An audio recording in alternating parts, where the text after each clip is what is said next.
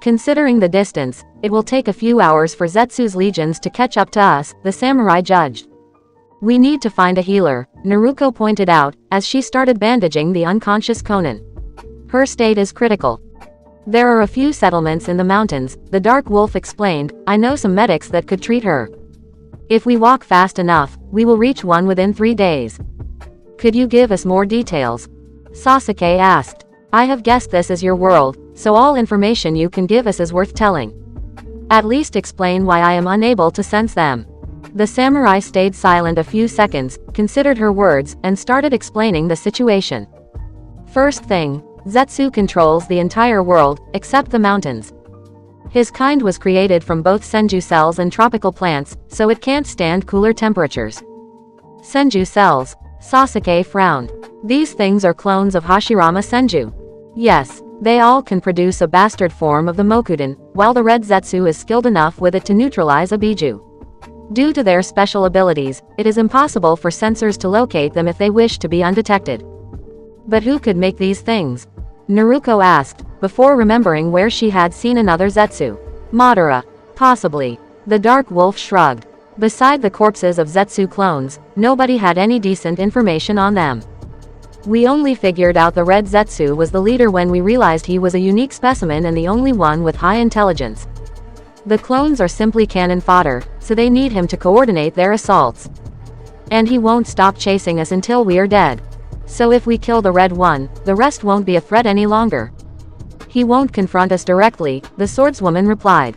He will send his so-called children after us while observing from afar. As much as he cares about his spawns, he understands he can spare sacrificing a few hundreds of them to better study us. When he has a perfect strategy, he will attack. How are you so sure he will do that? Naruto asked. He could simply attack us with all his forces, as he did a few minutes ago. The red Zetsu won't confront us head-on because he fears me. The Dark Wolf shrugged. He never picks a fight he has a chance to lose.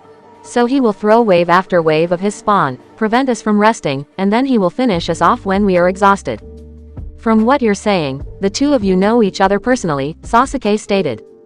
What the hell happened between you? That is none of your business. Sasuke narrowed his eyes. That's our business since a monster with an obvious personal grudge on you is currently hunting us, and the more we know, the better we can plan a counterattack. I understand your past may hurt, but all of us have suffered, and we have all failed someone we cared about. So speak. The Dark Wolf tensed. I used to have a master, she admitted, with shame in her voice. My mentor. General Mifune. He killed him, right? Naruto guessed, biting her lower lips. Yes, she replied sadly. In return, I have sworn to wipe out all Zetsu from the face of this planet. I have crossed paths multiple times with their leader, and, well, after I slaughtered so many of his children, the grudge has become mutual. Dark Wolf, Sasuke began, remembering what happened with Naruto. I understand your desire for revenge, but this mindset has destroyed someone I care about. So, please, don't let it go out of hand. I wouldn't stand seeing another of my comrades go off the deep end. The samurai raised an eyebrow, but didn't say a word. Sasuke sighed. This is going to be a long journey. Kazama. Did Kiba just kick Akamaru? Where the hell had he landed? Kiba never liked dogs, he prefers cats, Shino replied, before spraying himself with insecticide, much to the blonde's amazement. How could you forget that? Baka. Hinata snapped, before slapping her teammate. Can't you remember Menma has lost his damn memory? She smiled at the blonde. Nay, Menma, you do remember me, right? I'm sure you wouldn't forget someone important. Did she just imply I wasn't important? Shino asked loudly. At this point, Kazama was more concerned by Hinata's outrageously revealing outfit than the ambient insanity. You do remember me, right? Hinata repeated, her jaw clenching visibly through her smile. 'Cause if you don't. Kazama wondered if she was going to kill him if he were to say no. At least, she looked like she would. Look, guys, I just want to stay alone right now. I need to think in peace. I swear, Menma, if you don't say you recognize me, I'm going to castrate you. Hinata snarled, raising her fingers and preparing to beat up the ninja with her not-so-gentle fist. Kazama simply used a shunshin, and fled through the streets of Konoha. Seriously, where the hell am I? He thought. He had only been out of the hospital for 2 hours and this world was disturbing him already. After his parents, he had received a visit from Team 10. Not only had Ino turned into a submissive, gentle girl, but Shikamaru and Choji had apparently switched personalities. After he had left the hospital, without the doctor's consent, Kazama had accidentally crossed path with Team 8. I swear, this must be a joke from the Shinigami. That, or my personal hell is to be haunted by disturbing parodies of my former friends. When he was certain he had lost Team 8, Kazama stopped fleeing and considered what to do next. Without his power and considering Konoha seemed intent on keeping him, fleeing the city seemed out of options. And this damn headache wasn't helping him think straight. I need a place where to lay low and think, Kazama decided, with only one such place coming to his mind. As he had expected, Ichiraku still existed in this reality, albeit with a few differences. The first was that Chuki had gone bald and had a beard. The second was that the customers were greeting the blonde ninja instead of ignoring him. Hey, the hero has come back. Chuki greeted him. Nice to see you again, kiddo. Thanks, Kazama whispered, as he sat near the bar. Hero. Don't you remember? You were sacrificed to keep the Kyuubi contained. That makes you one of Konoha's heroes. So, are you taking sushi, like always? I'll take ramen, please. Chuki raised an eyebrow. Ramen. I thought you disliked my ramen. Oh, well, don't bother with money, it's a free meal for you. Seriously, what the hell is wrong with this reality? Kazama whispered, when Chuki was out of sight. Actually, I was asking myself the same question. Kazama tensed, as a masked man sat next to him. Tsukiyomi. He asked. Is that you? No, I am an alternate self with the exact same nickname. Madara chuckled. Of course it is me. Why did you teleport away? When I sensed you open a portal, I thought you had been forced to flee a surprise foe. I was worried. Kazama narrowed his eyes. I don't want to talk about it.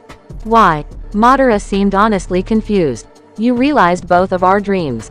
You fulfilled both our desires for revenge. Do I need to remind you they all had it coming? No. Kazama glanced at other customers. A couple was eating sushi alongside their kid. Just look at them. How many families and kids died during my rampage? You cannot win a battle without collateral damage. You may think killing thousands of innocents is no big deal, but I made a mistake.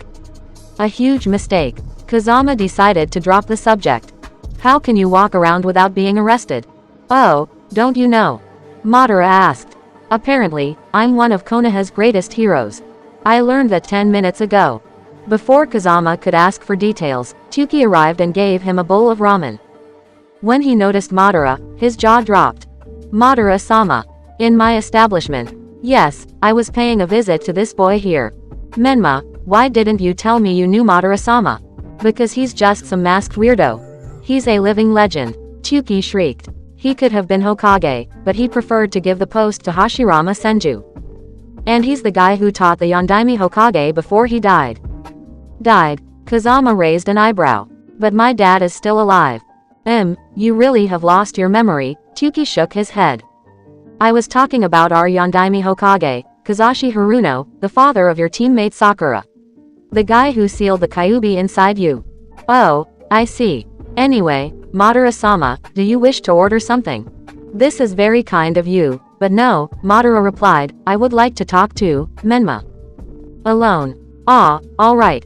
Chuki seemed disappointed, but hurriedly returned to the kitchen. He gave a last friendly smile to Kazama before leaving. It's nice to see you back, kiddo. Is it me? Madara started, once the man was out of sight, or this world is odd. I think everyone's personality is altered there, Kazama explained. Everyone loves me instead of disliking me, you are a hero instead of a villain, the list goes on. This is pretty disturbing. Madara glanced at Kazama. When do you intend to leave? I can't. I lost my power.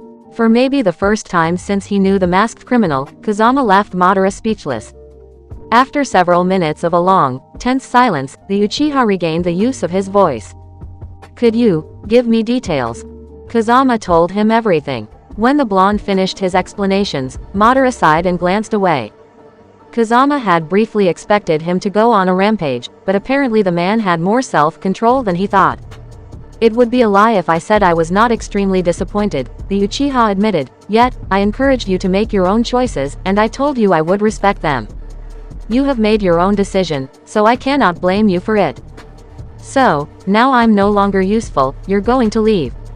Kazama asked, inwardly hoping the man wouldn't. Madara seemed genuinely disgusted by the remark.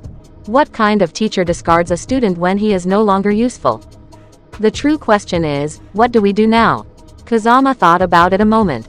If you can open the breach I left behind, then maybe we could return to our homeworld. Then I would make up for what I did, he thought. I don't know how, but I will make up. I just hope Izanami is going to forgive me for leaving her behind. Madara quickly crushed his hopes. I could, if there was a breach left to exploit. Kazama's heart briefly stopped beating. What? There is no longer a breach, the ancient Uchiha repeated. A few hours after I used it to follow you, it was closed. When the Shinigami told you he was going to repair the damage you had done, he apparently wasn't lying. So, we are trapped there. Yes. Kazama was at loss of words for an instant. I'm not going to see my friends again. He wondered. Maybe it's for the best they don't see me again, but, what about the warlord? What about Tikoku? Long before I was born, the second Hokage had used a technique to cross the barrier between worlds. Which would have killed him, had he not been rescued, Madara pointed out. Face it, Naruto, we are trapped in this world for the foreseeable future, and there is nothing we can do about it. The blonde clenched his jaw, and glared at his ramen. When the Shinigami came, he whispered. All I wanted was to die. So why did he leave me alive, powerless to do anything? Is it my punishment? I cannot answer this question, Naruto. Whatever the Shinigami wanted does not matter. What matters is what you want to do. Don't you have a plan? Kazama snapped. You always have something in your sleeve. The Uchiha shook his head. I wanted Konoha to burn. It did. Without your power, my plans of universal conquest are dead and buried. As for the Moon's Eye plan, I doubt it is even possible in this world. Your counterpart has vanished, or worse, there may not even be a demonic statue or other Biju to exploit. For the first time in a century, I have no backup plan to fall back on. Kazama ground his teeth. All my life, I had a goal. To be Hokage, then revenge, but now, for the first time in my life, I have no idea what to do next. Now you understand how I feel. Madara rose from his seat. I will try to locate the version of myself on this world. Maybe I will find something that could take us back home. And what do I do? That is something you will have to discover by yourself, Madara replied. Before vanishing, you have made your choices. Time to deal with their consequences. Kazama glanced at his ramen.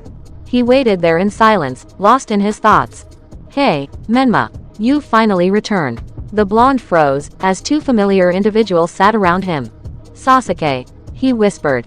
Sakura, I told you. The Uchiha smirked at his female teammate. I told you he would remember his team. These two looked exactly like the old Team 7, with a few differences. Sakura was wearing a pendant, and looked a bit more reserved than the girl Kazama was used to. As for Sasuke, he was wearing a more casual outfit, and grinning instead of brooding. We are so glad to see you back, Sakura began with a gentle smile. When Shizune told us you had returned, we couldn't believe it. Is it true your memory is faulty? Sasuke asked. I mean, do you even remember how you vanished? We thought you had been kidnapped or worse. It's complicated, Kazama explained, before deciding to tell a half-truth. My memories do not match reality. It's confusing. Ah yeah, I can see why. Sasuke glanced at the ramen. You don't want it. I have lost appetite. Kazama couldn't finish his sentence, as Sasuke grabbed the bowl and swallowed its contents whole. Sasuke, Sakura complained. That was impolite. Sorry, but a mental voice kept shouting, gotta eat them all. In my head, the Uchiha replied, before smirking. Plus I'm sure Menma was just there to hit on Ayame. Menma is not like you, you pervert, Sakura countered. Can't you stop thinking about girls for a minute? I have tried, but I can't help it. Even if I call Hinata. The Uchiha paled instantly. You know, I would be very grateful if you didn't bring that psycho bitch in a conversation. It kills the mood instantly. She can't be that bad, Kazama said. Trust me, Sasuke shuddered. You haven't seen how scary she can be with her axe. Honestly, lock your bedroom at night, Menma. Anyway, Sakura gave Kazama a light tap on his shoulder. We're going to have a training session with Kakashi-sensei. We would be happy if you joined us. I'm not sure. Oh come on, we're gonna have a lot of fun. Sasuke smirked. Remember the contests we used to stage, in order to see which of us had the longest, most polished. Sasuke. What? I was talking about our swords. Kazama smirked. Maybe that world wasn't that bad after all. The traitor. Are you sure no one followed you? I assure you this meeting is and will stay a secret, Kabuto Yakushi replied. You should be a little more trustful, Kazekage-san. The woman shrugged. If the warlord discovers we are plotting behind his back, we are all dead. And our home worlds will be next. Which is why these secret meetings are, well, secret, Kabuto deadpanned, before glancing at the third member of the cabal.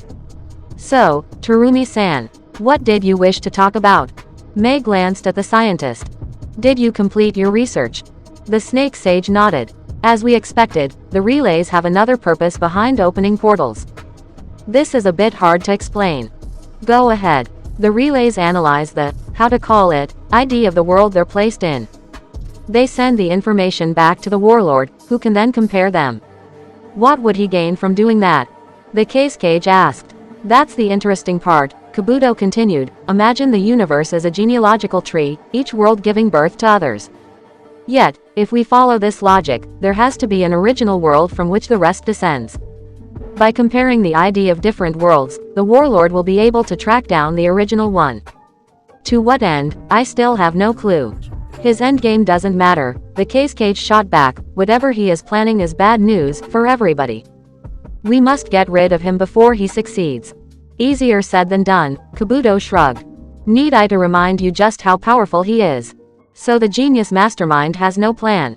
I never said I had no plan to take him down. I asked you if you remembered just how ungodly powerful he was. Our chances of taking him down on our own are slim. How fortunate then, Mei began. We are not the only ones wishing to kill him. Her accomplices glanced at her. Oh, brilliant, Kabuto began. But, didn't you betray them once already? Why would they trust you? I can be persuasive, Mei said. But, I will need your help. The two exchanged a brief glance. Please, go ahead, the Kazekage said. This will only be a matter of timing. Chapter 50. An eye for an eye. Kazama couldn't believe he let himself get dragged in this mess. Come on, Menma, Neji shouted, teach us. This is ridiculous, the blonde replied, I refuse. You wanted to make it up for almost killing us, remember? Sasuke pointed out. This is your chance. Kazama winced. Truth to be told, the last training session went almost as poorly as the blonde's last meeting with his old friends, back when he had rampaged through Konoha. Nobody had been killed this time, but Sasuke and Ko had gotten the beatings of their lifetimes. I guess I shouldn't be surprised, Kazama thought. They're still only at the level they had been in when I left my original world, while my ordeals made me stronger. Unfortunately, Kazama's techniques and very instincts were oriented toward lethal damage. He had fought to kill or be killed for so long he found it harder to incapacitate an opponent rather than straight up murdering him. Upon seeing the boys' expecting glances, the Arashi gave up and taught them the hand seal sequence. The advanced henge is a matter of control and focus, but there's a deceptively fair amount of power behind it too.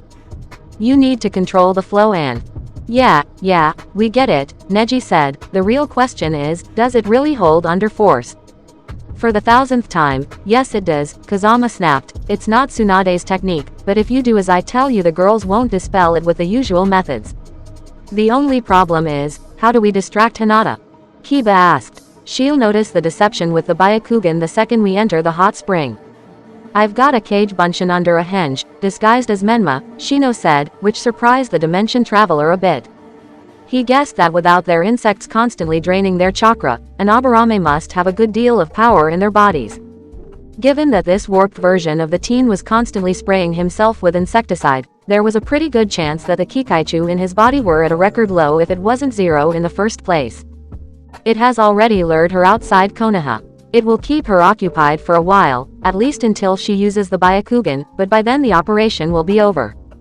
Wonderful idea. Sasuke grinned, before glancing at Kazama. You sure you don't wanna come? It's like denying the gates of heaven. No thanks, I've no interest into using a henge to take a woman's shape so I can enter the kunoichi's hot spring, Kazama repeated for the 1000th time in the day. That was more Chibaku's thing anyways. Beside, I'm pretty sure you're all going to die when you get caught. Even Jiraiya barely survived peeping on Tsunade. I've better things to do. Like daydreaming. Your loss, Sasuke sighed, disappointed, before glancing at the rest of the male members of the Konoha 12. Alright, guys, this is the moment of truth. Time to start Operation Peace of Heaven. Kazama watched the group walk toward the women's hot spring, and couldn't suppress a sigh. This world was driving him nuts faster than Amatsu Mikabashi ever did. Using a shunshin to reach a nearby rooftop, the ninja observed the sprawling cityscape of Konoha. It was pretty loud and lively metropolis in the afternoon. But where there were buildings, Kazama could only see ruins. Where there were people, he could only see skeletons. Where there were shops, he could only see the fires he started. In short, when he glanced at Konoha, Kazama could only think of his rampage. Glancing at the Hokage monument, the wanderer wondered what the stone faces of the village's former leaders were seeing. Was the Shodai enjoying watching the city he helped create, or did he see a warped vision of his ideals? If the Nadaime was alive, would he appreciate what Konoha had become, or condemn it? Kazama approached the edge of the roof and glanced down. For a ninja like him, the fall wouldn't kill him, but he was sorely tempted to try. After what he had done, he wondered if he could face his friends again, or if he even should. His reverie was interrupted by the sound of someone teleporting nearby. Kazama-san, Obito Uchiha whispered, "You missed your therapy, again." The Amekage shrugged, glancing sideways at the one-eyed Jonin. "I was occupied. I cannot force you to dedicate yourself to therapy," the ninja said, "it's a two-way road. But, please, try to keep our appointments. It will be better for you in the long run." The blonde doubted it. Obito was a fine psychologist, and at least had the decency of calling him Kazama instead of Menma, but like everyone else he couldn't believe this was all a case of mistaken identity. "I'm just not fit for therapy." "Yet your latest session yielded good results," Obito continued. "Your attraction to older women is obviously an attempt at making up for lack of maternal attention in your youth, while your frontal conflict with male authority figures is a subtle, subconscious attempt at escaping your father's shadow. Understanding your issues is the first step toward solving them." The Uchiha handed Kazama a missive, which the blonde absent-mindedly grabbed and read. Frowning, he threw it away. "I refuse. You're like a hedgehog, Kazama-sama. When someone gets too close to you, you retreat into yourself out of fear of being hurt." The Uchiha crossed his arms. "You have refused to live under the same roof as your parents, and I can understand your reluctance, but team-building exercises are an excellent way to rebuild a stable, fulfilling relationship with them. Beside, it's a personal demand from the Hokage. Surely, it would be wise of you to accept." Obito gave Kazama a kind smile. "I too suffered a depression, back when I lost my eye. But I overcame it with the help of my family and friends. Now I'm married to my childhood sweetheart, and the happiest man in the world. The same can happen to you. But you have to make an effort, and you have to bury the hatchet with your family." With these words, the man vanished. Shrugging, Kazama decided to return to his apartment, jumping from roof to roof. Once he reached his home, he noticed someone was waiting for him at the door. Using a shunshin to manifest next to her, the ninja locked eyes with his teammate. "Sakura," he asked softly, "is there a problem?" The kunoichi briefly squealed, surprised by the young man's sudden appearance, but quickly corrected her expression, or rather tried to. Much to her obvious discomfort, she couldn't repress the light blush on her cheeks. "Menma, I have something to give you," she said, handing him a letter. "Here." Kazama tentatively grabbed the item, and quickly smelled the perfume coming from it. "Oh my god, no, is this what I think it is?" "I couldn't find the strength to say it out loud, so I thought I should write it," she admitted with an embarrassed smile. "I know it's outdated and a little awkward, but I had to try." Kazama did his best to keep a straight face, struggling to find the words. "Sakura, no," the kunoichi cut in, "I don't want to hear your answer. Not now. Just read it, okay? Afterward, whatever you decide, I will understand. But, just read it, okay?" Kazama nodded with a large amount of guilt, since he already knew his answer. "Then, have a nice day," Sakura whispered, before quickly walking away. Once she was out of sight, Kazama sighed and put the letter in his pocket so he could read it later, even though there was only possible answer for it. The ninja turned to his apartment's door, which was unlocked. Tensing, Kazama inhaled sharply and slowly opened it. Light was coming from the kitchen. Tightening his fists, the blonde closed the apartment's door behind and entered the room, ready to face any ambush. Instead, he found his roommate reading a small red book. "So?" Madara asked, relaxing in a chair. "Did your date go well?" Kazama snorted, before sitting on the kitchen's table. "It wasn't a date." Haruno obviously wished it was one, the Uchiha pointed out, chuckling at Kazama's frown. "The Sharingan allows me to pick up body language. I can read people like open books, or at least better than this book." "Sakura mistakes me for someone else," Kazama replied sullenly, letting the man's odd comment about the book go over his head. "So does Hinata, my parents, and everyone else. This is just a deception." "Did you lie to them?" Madara asked. "As far as I remember, you always told them the truth. They simply did not believe it. You are not deceiving anyone, they're deceiving themselves. Because they're happy to see Menma back. Because it's easier than admitting Menma might be dead or worse. Besides, the fact you are a world-traveling, alternate dimension version of their friends sounds very deluded." The Uchiha's Sharingan glanced at his student. "Do you intend to try your chance with the girl?" "I already have Izanami, remember? It would be cheating. You do realize we might finish our days here for all we know, right? Maybe it is time to move on. Still, I applaud your sense of duty." Kazama clenched his fists. He didn't particularly appreciate the thought of spending his life here. For countless reasons, chief among them the fact his family was fighting alone while they were trapped there. "The people I met in this world, I killed many of them. When I look in their eyes, it's like watching my crimes embodied. They are not the people you hated and killed. In fact, I doubt they are real at all." The fallen hero raised an eyebrow. "What do you mean?" "Kazama," the Uchiha Lord started, his posture becoming slightly less relaxed, "there is something wrong with this world." "Very wrong. I noticed," Kazama replied, "it's too perfect, and too freaking odd." "It's worse than you think," Madara whispered, handing his student his book. "Read it." Kazama opened it. He frowned, then moved to the next page, then the next. Blank. Every single page of this book was blank. I checked half the books in Konoha. They're blank. The newspapers too. And when I ask the locals, they see nothing wrong with it. Kazama blinked. "Is this a joke?" "No, and that's just the tip of the iceberg." Madara joined his hands. "I visited the other villages. Or rather, I tried. I found nothing. Konoha is the only single city on the entire continent I visited after days of travels. Humanity outside the red walls around us consists of randomly placed small villages whose occupants are near identical to every other town's. Even their names were the same when I asked." Kazama's jaw dropped. "That's insane," he replied. "I heard the others talk about Iwa, about Chunin exams. Hence, why I thought at first the hidden villages were simply located elsewhere." Madara cut in, "So I asked people if they could locate Iwa on a map. As it turned out, although they knew what Iwa was, they were unable to locate it on a map or describe it or its shinobi. Even old veterans that should know this information were puzzled." The blonde placed the book on his apartment's table. "If this is true, there are other things you must know," the Uchiha Lord continued. "I asked a librarian about Konoha's history in this world. In short, nothing ever went wrong. Konoha won all 3 shinobi wars without a single casualty. Since its opponents do not even exist, it isn't that surprising. The Uchiha founded Konoha peacefully alongside the Senju. Tsukumo Hataki's choice to save his comrades turned out to be for the greater good and he died of natural causes, acclaimed as a hero.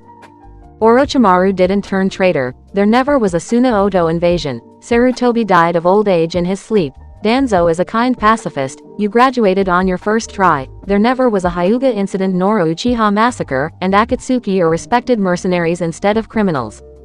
The crime rate approaches 0 and the economy is booming. I could go on, but you get the message. What's your hypothesis? The most likely explanation is that this world is a powerful genjutsu. At least, it would explain the many inconsistencies and why no one except us noticed them. No genjutsu could replicate an entire world. No genjutsu we know. It might take a genjutsu master eons above my level, but it could be some kind of all-powerful illusion.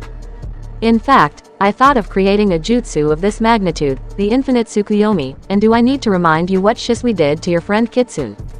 It might be hard to believe, but my theory is possible. Kazama cracked his fingers. This is too much, even for a genjutsu. The people I met all have memories and feelings. Plus you are seeing the exact same things as I am, even with your Sharingan. I can't believe they're fake. Be it real or fake, this world is simply wrong, Madara whispered. I have yet to find my counterpart in this world, and for all we know he might be dead, or not even exist. As for this Menma, no one has any idea what happened to him. Don't you find it strange the counterparts we have in this world just happened to be missing right when we arrived? I'm getting a headache at trying to figure it out, Kazama whispered. I've been asked to go on a routine patrol with my parents tomorrow. I'll use the opportunity to look around. Maybe I'll find something interesting. I finished repairing your armor, so you would be best advised to wear it, Madara whispered. I have the feeling you might need it sooner than you. Someone knocked at the door. Loudly. Were you waiting for a friend to visit? Madara asked wearily, exchanging a glance with his student. The blonde shook his head, rose up, and reached the apartment's door. He opened it, expecting to see Sakura, his father, or in the worst-case scenario, Hinata. He found no one. All he found was a red scroll laying on the ground. Wondering if it was another message from Sakura, Kazama carefully opened it. Meet me at the top of the Hokage monument at midnight, copycat. We've got to talk. Alone. See you soon. Uzumaki Menma. Chibaku. He was sick of being detained all the time.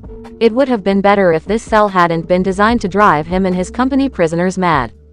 The room was large, 50 meters square, with 3 white walls, a huge reinforced door of some alloy he couldn't recognize, an unbreakable mirror as the 4th wall, a chamber pot, and lamps on the ceiling constantly providing light. And that was it. No table, no window, nothing. Chibaku, Karasu and Haku had been trapped there for who knows how long. Their crushing defeat still in mind, they had awakened there, stripped of their weapons, their skin covered with seals suppressing their chakra, and forced to wear white, bland clothes, and left to wander in this room. They didn't even have someone bring them food. Seals marked on the floor summoned their meals and drinks every so often. In short, they were Orochimaru's lab rats. Chibaku glanced at Karasu and Haku.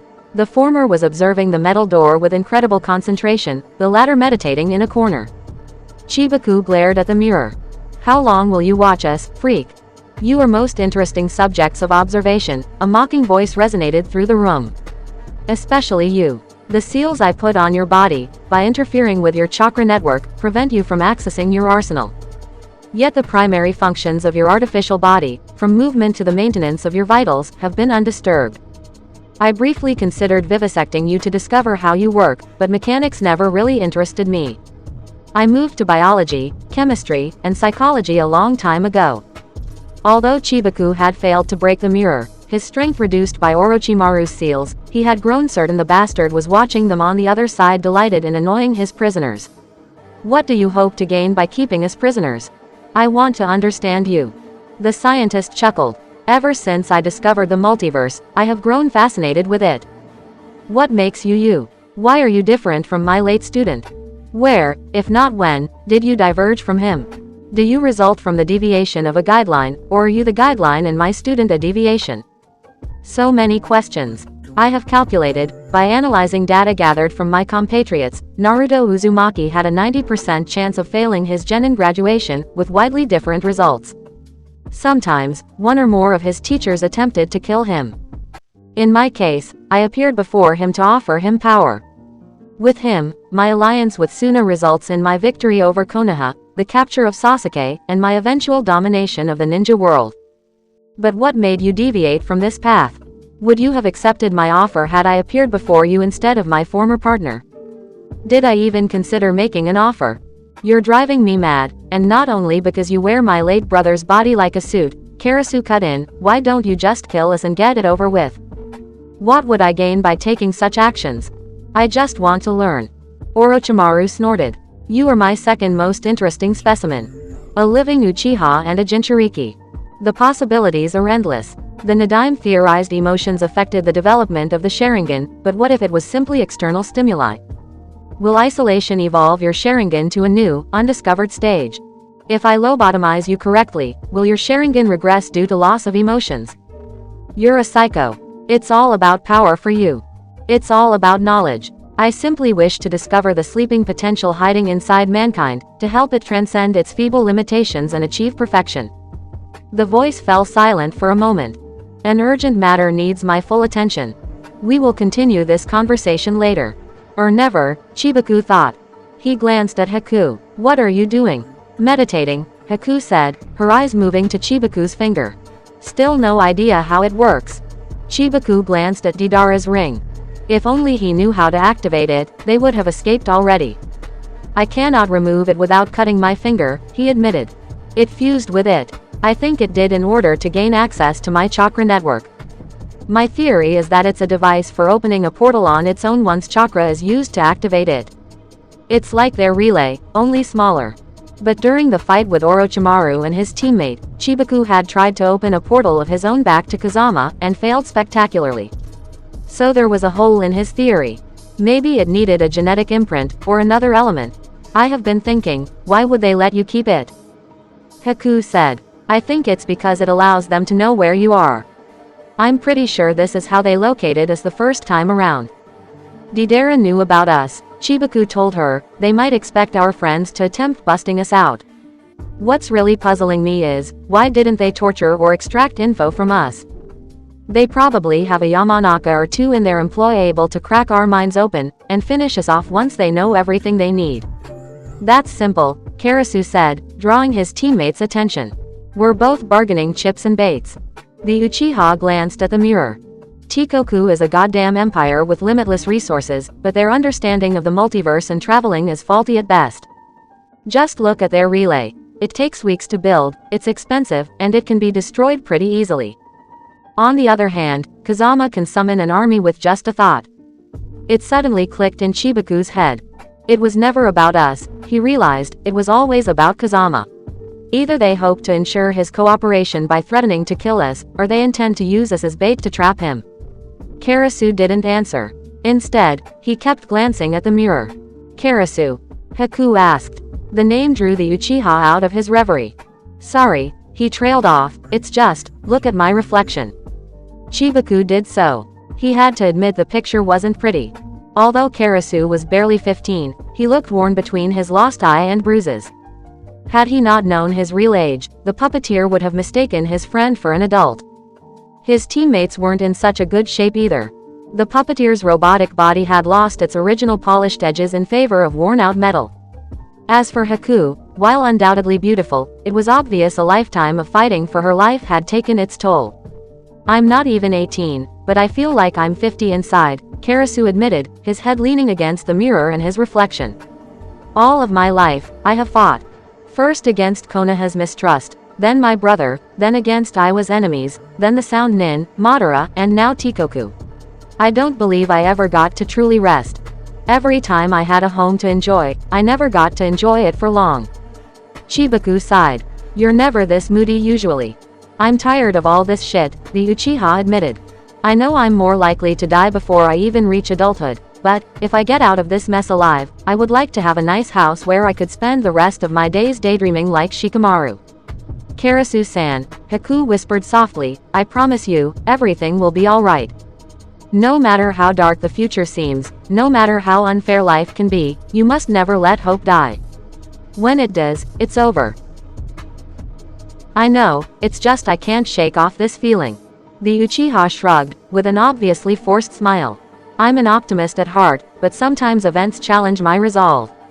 Chibaku was about to comfort him, when his keen senses noticed an odd event. The floor briefly shook, just a bit, but it vibrated. Then a second quake followed, this time strong enough to make the walls tremble. What's happening? Haku asked, rising up to her feet.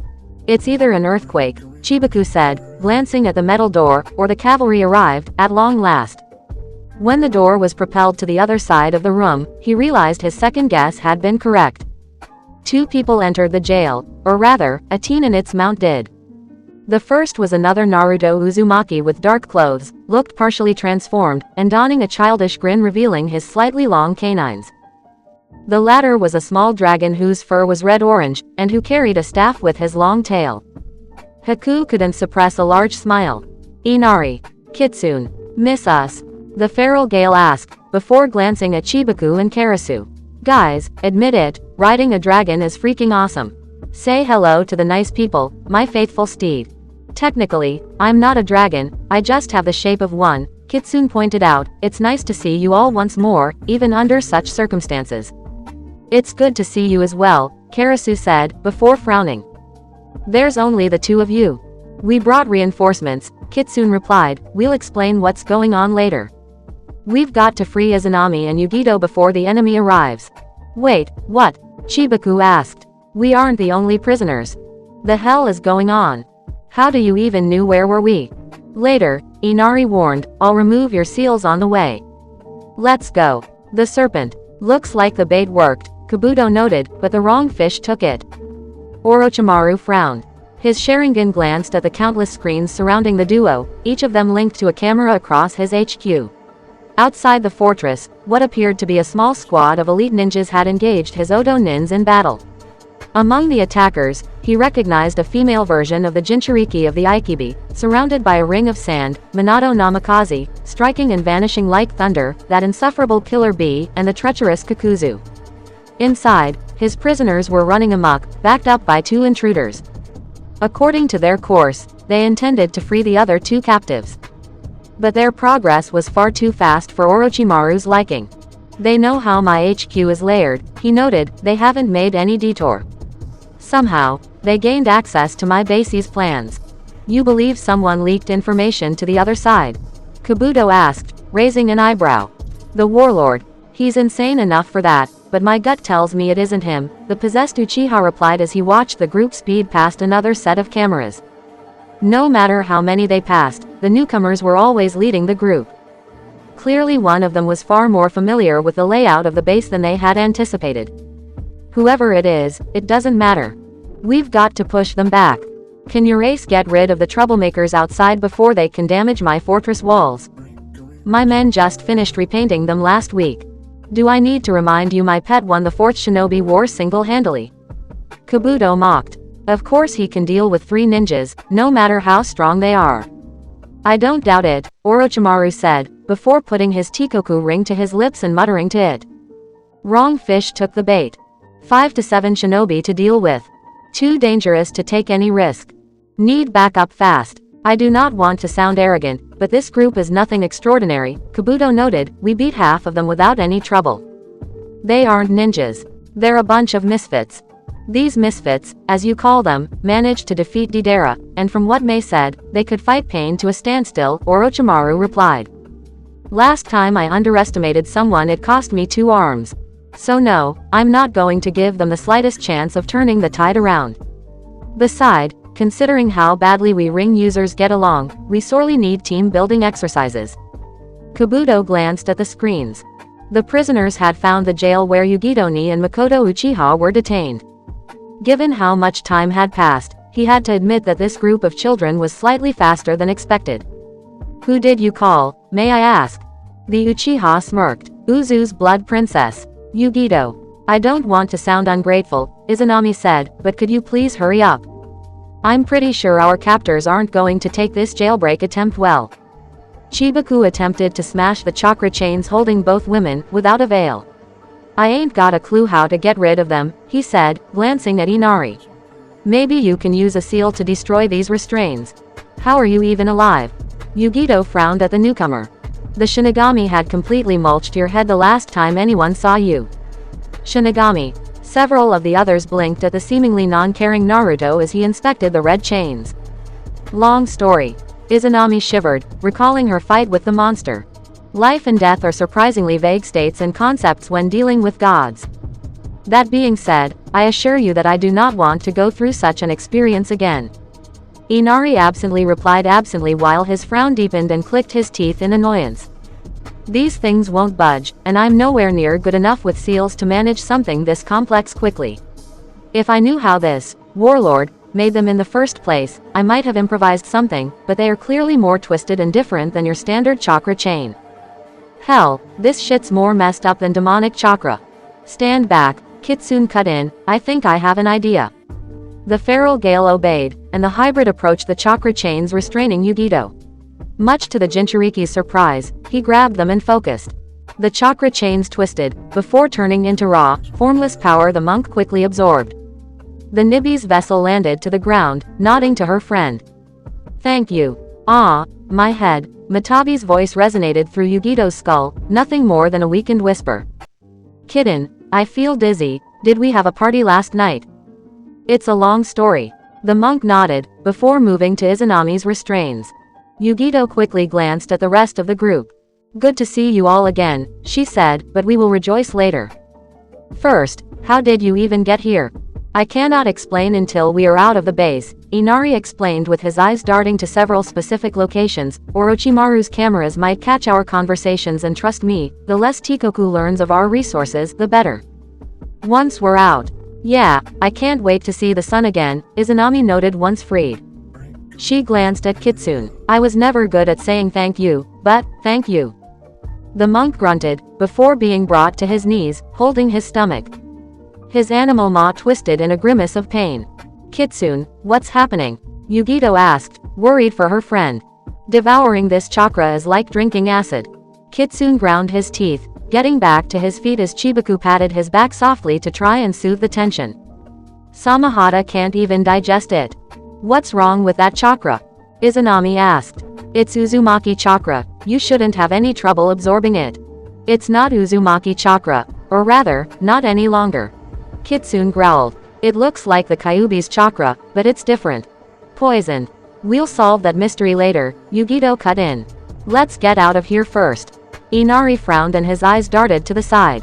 And with those magic words, well, we can't let you do that, can we?"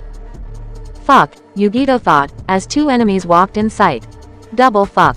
"So, you've finally made it," Orochimaru hissed through Sasuke's voice. "After so much trouble, you managed to get out, only for your dashing escape attempt to be thwarted at the last second. It's almost sad, really." "Sorry ladies and gentlemen," Kabuto Yakushi said mirthfully, his body covered by black robes. "I hope we could have all gotten along fine, but you seem intent on being difficult." Each of the 7 members of the Arashi clan adopted a fighting stance. "Kazama-san made you the leader in his absence, Yugito-san," Haku reminded the Nibi's vessel. "What are your orders?" Her eyes briefly moved to the rest of the room. It was extremely large and vast, but the statues of Biju present didn't leave much space and too much cover for a long-range battle. Focusing back on her enemies, Yugito quickly formed a plan. Haku, Chibaku and Karasu already fought them, so their feedback would be appreciated, the Jinchuriki thought. Inari synergizes well with Chibaku and Karasu, plus he's one of our stronger fighters. The rest of us are most close to mid-range specialists, and Kabuto seems the most vulnerable to close combat. "Karasu, Chibaku, Inari, take down Orochimaru," she commanded. "The rest of us, we engage Kabuto." "Yeah, we're 7 against 2, Inari said. "We've got the advantage there."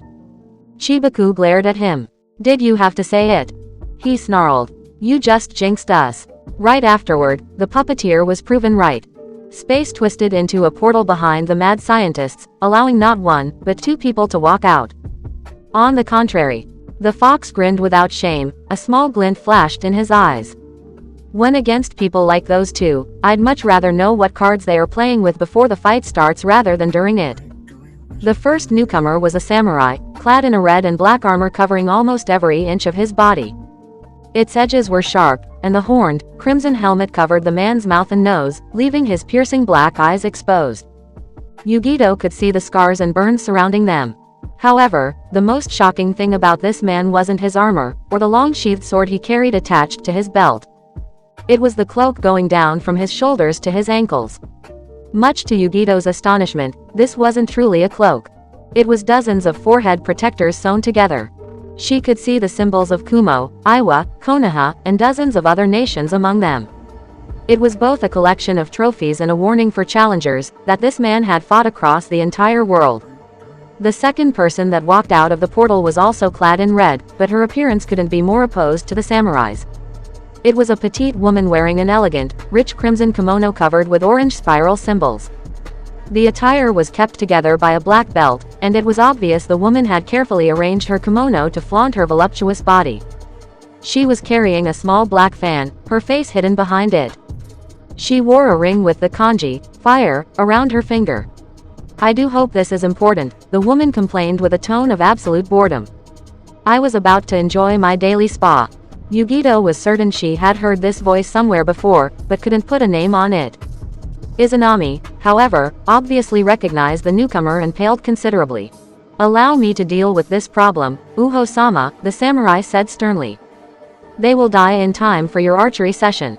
I wonder if there are a few pretty boys worth sparing among them, the woman whispered, lowering her fan to glance at the group, revealing long red hair and shining, slit red eyes. Yugito's eyes widened upon recognizing the newcomer's face, as did the rest of the group. The woman's eyes glanced at group with disinterest, only barely pausing at the eerily similar gaze of Inari's slit eyes. Then she spotted Izanami. While the Uchiha's stoic expression crumbled into utter shock, the Red Princess's gaze now reflected only cold anger. Mifune, she whispered to her samurai retainer. Yes, Kushina Haim. Kick their asses, but spare this one. In one piece if possible. In one piece. Duly noted. Your will shall be done. Before Yugito could utter orders, the swordsman was at Izanami's throat, and the first explosions resonated through the room. Naruto. Carrying Conan on her back, Naruto struggled to walk. She glanced at the dark wolf, who had no trouble carrying Sasuke herself. Are we there yet? Once we get out of this forest, the mountain's base will be in sight, the samurai replied with a cold, emotionless tone. Yet, the way she was glancing at Sasuke, Naruto could see both worry and exhaustion in her eyes. Not that Naruto felt any better. She struggled to even stay awake, having only been able to sleep a few hours in the past couple of days. Every time the group had attempted to rest, Zetsu's goons had either launched assaults, or been close enough for Sasuke to decide they should start fleeing again. Conan was still comatose, and although Naruto had done her best, she was no medic. She could bandage her wounds, but she couldn't wake her up. As for Sasuke, when he had collapsed a few hours ago, his eyes bleeding profusely, she worried he had suffered internal injuries. Instead, he had simply fallen unconscious from both exhaustion and chakra loss. The group had been forced to keep traveling on foot. Accelerate. The dark wolf's words snapped Naruto out of her reverie. If we don't reach the mountains by nightfall, we are all dead. We are in no condition to fight Zetsu's offsprings right now. Naruto wanted to disagree, but even with her nearly limitless endurance, she knew she had reached her end. I will try. The dark wolf sent her an odd glance, before focusing her attention back on the trees surrounding them. It's strange, she whispered. Back when I was your age, my master often led us on long walks. It's odd to see a carbon copy of myself in the same situation. The dark wolf's face briefly gave into an awkward smile, which surprised Naruto. However, the smile quickly turned back into a sullen expression. I'm too tired, the samurai said, just forget what I said. The group fell silent once more, until Naruto couldn't hold it anymore and decided to break the ice. Your master, how was he? The samurai seemed to briefly consider whether answering or not. However, after a short silence, the dark wolf reached a decision. He was a noble, honorable man. He believed in me. He was the only one who ever did.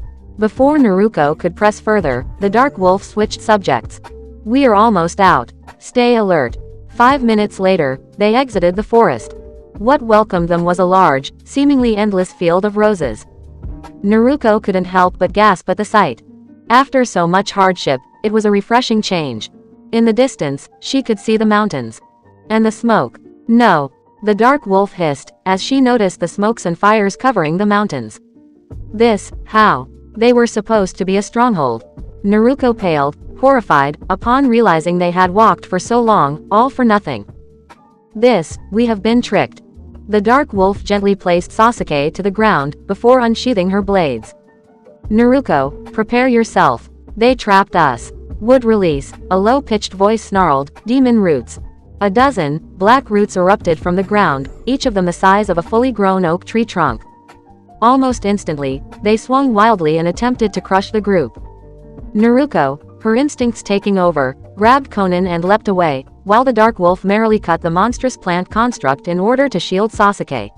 Once the young girl out of the plant's range, Naruto placed her friend to the ground, and adopted a fighting stance. Slowly, Hundreds of white Zetsu emerged from the ground, surrounding the group entirely. Others emerged from the forest's trees, and Naruto realized horrified they have been observing them all along. But in spite of the overwhelming number advantage, the creatures stood there, keeping a respectful distance between them and their foes. Why aren't they attacking? Naruto wondered. Because they haven't been ordered to, the Dark Wolf replied ominously. Canny as ever, the red Zetsu noted, as he emerged from the ground, a short distance away from both Kunoichi. Do you enjoy the stage? Even with my Mokuden, it was hard to give birth to so many roses in only a few hours. I wanted a perfect, beautiful setting for our final battle. How did you do that? The Dark Wolf snapped, briefly glancing at the mountain. You shouldn't be able to climb these mountains. Why do you think I allied myself with Tikoku to begin with? The monster shrugged. You never really understood the value of having friends, Wolf Pup. When you've got a problem, friends are there to solve it. The warlord was most happy to help me put down my rebel cattle. So we never had any chance at escaping, Naruto realized grimly. You led us on a wild goose chase. Zetsu glanced at her, showing its fangs. The young girl realized it was a twisted, sick grin. Indeed, I scheduled my attacks to prevent you from resting, while pushing your Uchiha friend to his limits. It took me only a glance at his Susanoo to realize he did not have the eternal Sharingan. All I had to do was to press him, until he wasted his precious eyes away, robbing you of your best fighter, or at the very least his sight. We'll find another refuge, the Dark Wolf snarled. You can't possibly have destroyed every single pocket of Rezzies. This world is mine, Wolf Pup. From the highest mountain, to the deepest cave. The four of you are the only humans I haven't conquered, yet. I don't own the land. I am the land itself. He crossed his arms. We both know the only reason you haven't attacked me yet is that you fear to leave your wounded unprotected, and that you're too tired to be guaranteed to win. Fighting you myself will spare my children that your blades would otherwise kill, and besides, it's personal. The Dark Wolf cracked her shoulders. Your arrogance will be your undoing. It's not arrogance when you can back up your claims, Zetsu said, joining his fingers. Wood release. Hidden in petals. The wind blew, and thousands of rose petals suddenly flew into a dense storm, clouding Naruto's view and hiding the red Zetsu. 1 second later, his foot impacted on the back of Naruto's head, almost knocking her out. Holding her ground, the Kunoichi stumbled around, as Zetsu prepared to hit her again with a roundhouse kick. Forming a Rasenjari, she attempted to impale Zetsu, only for him to move out of the way. The Dark Wolf charged, swinging her blades at her enemy. The metal only cut petals, and Zetsu, now nothing more than a crimson blur, circled his enemy and attempted to punch her. Parrying the blow with her forearm, the samurai swiftly beheaded the beast, only for him to explode into roots, petals and leaves. A plant clone, the Dark Wolf noted. Naruto felt a powerful killing intent, coming from her left. Lowering herself, she dodged an incoming blow to her neck, and retaliated by kicking her opponent. Zetsu grunted and exploited Naruto's brief loss of momentum to grapple her shirt. Pulling Naruto closer, he proceeded to punch her under the breasts, making her cough. Grunting in pain, the young Kunoichi attempted to kick her foe, who easily dodged. The Dark Wolf rushed to help, pushing Zetsu back with a swing.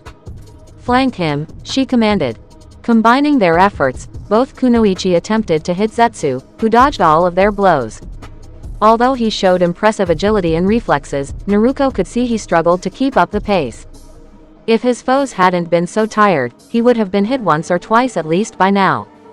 After a time, Zetsu kicked the Dark Wolf's face, making her lips drip blood, before exploiting the brief opening to leap backward, vanishing among petals. Wood release, he snarled, red rose explosion. Waving her katana into a circular motion, the Dark Wolf produced a powerful wind strong enough to push the petals away from her team. 1 second later, each of them exploded in countless bursts of crimson fire. Some of the flowers started burning as a result. That's all you can do.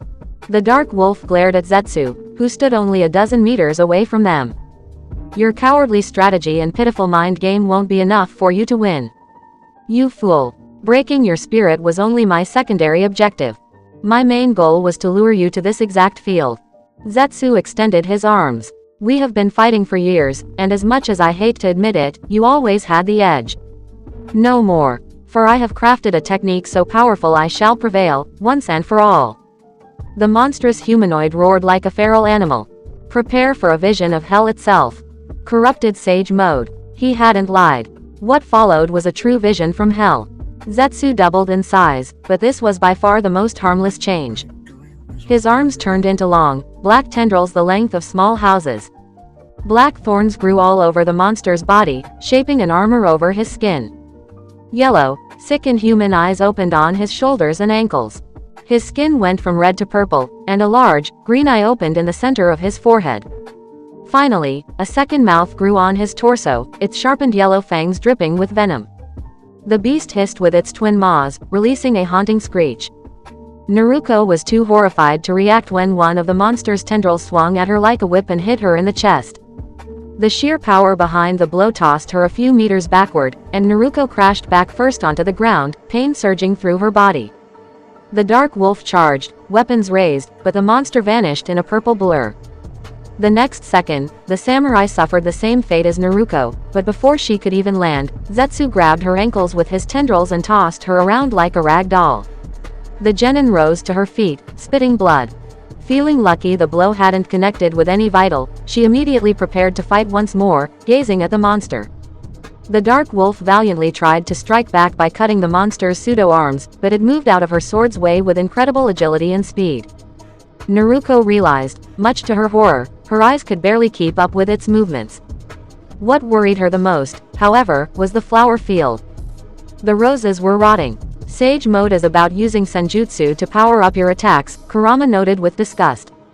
But instead of reaching harmony with nature and achieving balance, Zetsu is draining the area dry of life and uses it as fuel. Grinding her teeth, Naruto formed a Rasengan and charged. Hopping the monster was too preoccupied by the dark wolf to notice her, she attempted to smash the spiraling orb onto its back. The creature moved like a dancer, gracefully dodged, and hit Naruto's leg with a kick so powerful the bone shattered in a sickening cracking noise. Naruto wanted to scream in pain, but Zetsu didn't let her.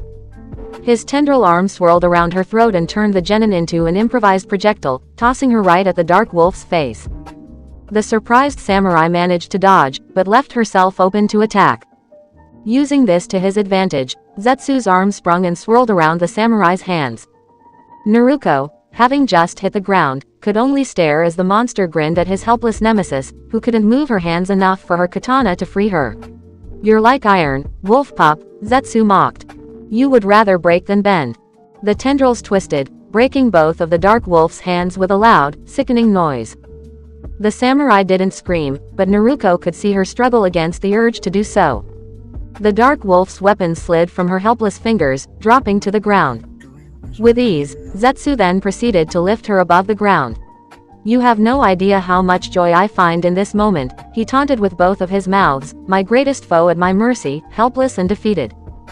The dark wolf glared at him, blood still dripping from her lips and bruises covering her face. "You are beautiful when you're broken, do you know that?" he mocked, glancing at Sasuke next. "I saw the way you carried him. Did he catch your fancy? He is pretty handsome for your kind, I admit it. Such a dashing rogue, almost sacrificing himself so you could run away from my children, how could one not admire him?" "Shut up," the samurai snarled. "But you know it's not possible, don't you?" Zetsu taunted. "You're a lone wolf. You can't let him get close. You can't let anyone get close. Or else, when they die, you will feel pain. Just like what happened when your old master died. That's why you are so cold and wrathful, because if you begin to care, you begin to suffer. I wonder, how much will you care when I kill him?" Naruto noticed a glint in the dark wolf's eyes. Tears, of shame or fear the genin couldn't say, but the samurai was struggling against the urge to cry. Unfortunately, Zetsu noticed it too. "Oh by Madara, you actually are crying," he mocked, his dozen eyes all glancing at his prey. "If I knew threatening this boy was enough to reduce you to tears, I would have killed him already. In fact, I believe I shall do that right now." Naruto, clenching her jaw, moved her hands and joined them, beginning a hand seal sequence. When she was almost over, "Catch!" Naruto grimaced as the dark wolf was tossed on her, interrupting the technique. A huge shadow covered her, as the monster towered above his defeated foes. "Nothing smells better than false hope," Zetsu mocked, his arms swirling around both girls' neck, That's why man is my favorite animal, you're the only species in the world that can feel true despair. Quote.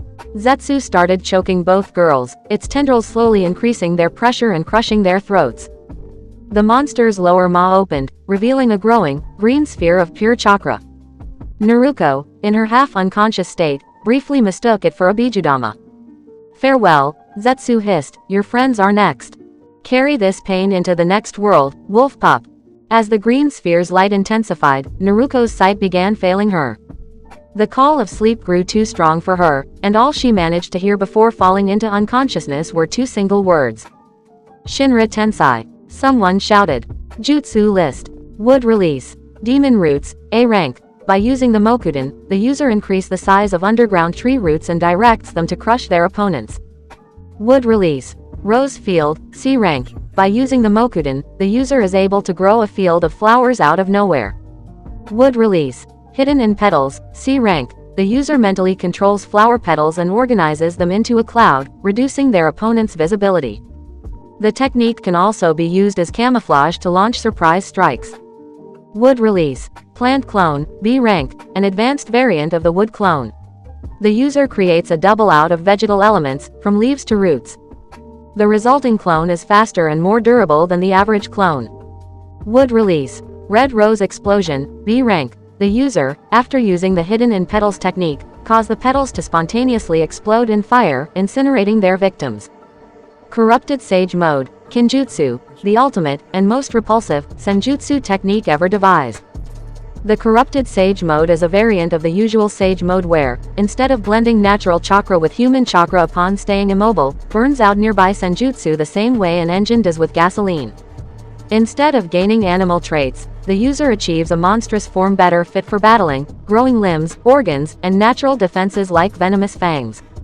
The benefits of the Corrupted Sage Mode are much greater than the normal Sage Mode. The user's strength, agility, reflexes and endurance are multiplied tenfold, his ninjutsu is greatly enhanced, his chakra reserves are constantly replenished, and he gains access to corrupted sage arts.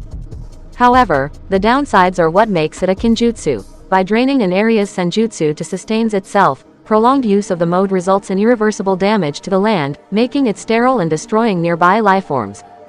Besides, upon draining an area dry, the user regains his original shape. The Corrupted Sage Mode burns brighter than the normal Sage Mode, but burns out faster. Corrupted Sage Art.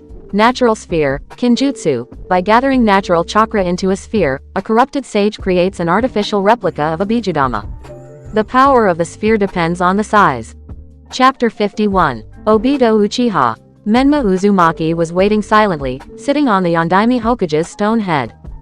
As Kazama glanced at him, he realized his double seemed to have an inverted color scheme compared to his counterparts. Menma's hair was black instead of golden, and his white clothes replaced by a black cloak of fox fur. An Anbu mask lay on the ground next to him. His blue eyes appraised Kazama without a word. Sit, Menma commanded, Kazama obeying reluctantly. It's an impressive view, don't you think? Kazama observed the city below. At this hour, the lights of homes and shops alike illuminated the night, giving Konoha the appearance of a sea of stationary fireflies. It's beautiful. I find it disgusting, the double replied with a smirk, but there's a certain charm to it. The name is Menma, the real Menma, you know that already, of course. The question is, who the fuck are you? Kazama Arashi, the blonde replied, you wouldn't believe me if I told you who I am. I heard your name already, smartass, Menma replied, showing his hand. Does it remind you of anything? Kazama glanced at the raised limb, and recognized Menma's ring. He ground his teeth. Chikoku, I see. That explains why you vanished. I left the city long before joining the organization, Menma replied.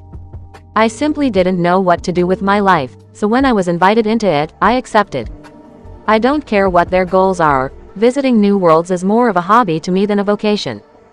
Destroying them as well. I'm just a tag along, Menma replied, if you want hardcore genocide, call the boss. I do what I'm asked, but I didn't participate in atrocities like some of my comrades. I did some pretty terrible things, yes, but don't you dare judge me. I never burned a city to the ground. Kazama clenched his fists. How did you learn about that? You can't hide anything in this place, Menma replied, not that I blame you. I toyed with the idea myself more than once. Kazama glanced down at the sleeping city with sorrow. It isn't worth it, he whispered. It never is. Then why did you do it in the first place? I was angry, the young man whispered. I still am. I let my rage consume me, and it cost me not only the respect of the people who loved me, it also cost me myself. I ran across the line, and I can never undo it. Menma observed the sky. You know, sometimes, I wonder why the gods made humans so imperfect, he admitted. Why give us the desire to seek pleasures and revenge, and yet guilt and shame at the same time? They're mocking us, I tell you. I have met gods, Kazama replied angrily. They made us imperfect because they're no better themselves. Even worse is that most don't recognize it. Hey, there must have been a funny story behind that statement, Menma shrugged, searching inside his robes and bringing out a pipe. Lighting it with a fire jutsu, he inhaled the smoke and smiled. Want some? No, I do not smoke. My parents told me once the Sandaime used to smoke these herbs, and I wonder if they're right, Menma snickered. At least they're pretty relaxing. Kazama observed Menma for a few seconds, trying to figure the guy out. For a Tikoku member, he seemed more like a relaxed teenage punk than an evil criminal. He couldn't underestimate him though, it could be a trick to lower his guard, but Menma didn't appear to that bad. I've got a question for you, Menma said, did you fuck Sakura? Kazama reddened indignantly. The outlandish inquiry had come from out of nowhere and caught him off guard in a way he had not been expecting.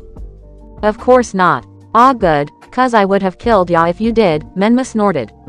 I have been observing you guys for some time, and considering she had a crush on me when I left, well, I've got a girlfriend, I think. Kazama sighed. I haven't seen her for a while, and I'm not sure I can speak to her again. Due to your breakdown.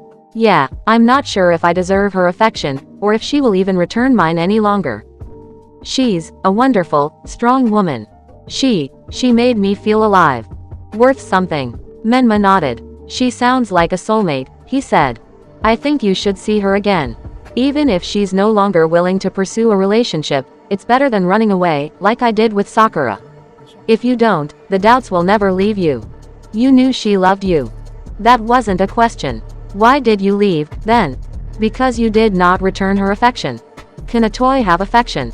Kazama grabbed Menma's neck almost instantly by reflex, grinding his teeth in outrage. Don't you dare say that, he hissed. She's a person, a nice one to boot, which is a hell of a lot more than I can say about nearly everyone else I've met in my life. Don't you dare ever call somebody a toy in front of me. Menma shrugged, seemingly not at all uncomfortable with being manhandled, and continued to smoke his pipe. Yet she's a toy, he said, as I am. Everybody in this damn world is a toy, a puppet dancing to a tune. Haven't you seen the strings already? Kazama released Menma, who calmly rolled his shoulders to regain his previous comfort. Explain. Geez, how dense can you be? Menma growled. Doesn't it strike you as odd that you ended up in a world where the childhood crush you spent years trying to earn the affection of just happens to love you back? That the parents you never grew up with are alive and nice people? That your friend Madara just happened to have the respect he craved for most of his life here, where he's a hero to Konoha? So Madara was right, something is very wrong with this world. Kazama narrowed his eyes. What's going on? Do you really want me to spell it out to you? Menma shrugged at Kazama's silence, and dropped the bomb. I am not you. Or rather, I am not the real Naruto Uzumaki. This world's Naruto was murdered long ago. Kazama blinked. What? 3 years ago, Akatsuki succeeded in capturing all Jinchuriki and reviving the Shinju, the primordial god of the world, Menma explained.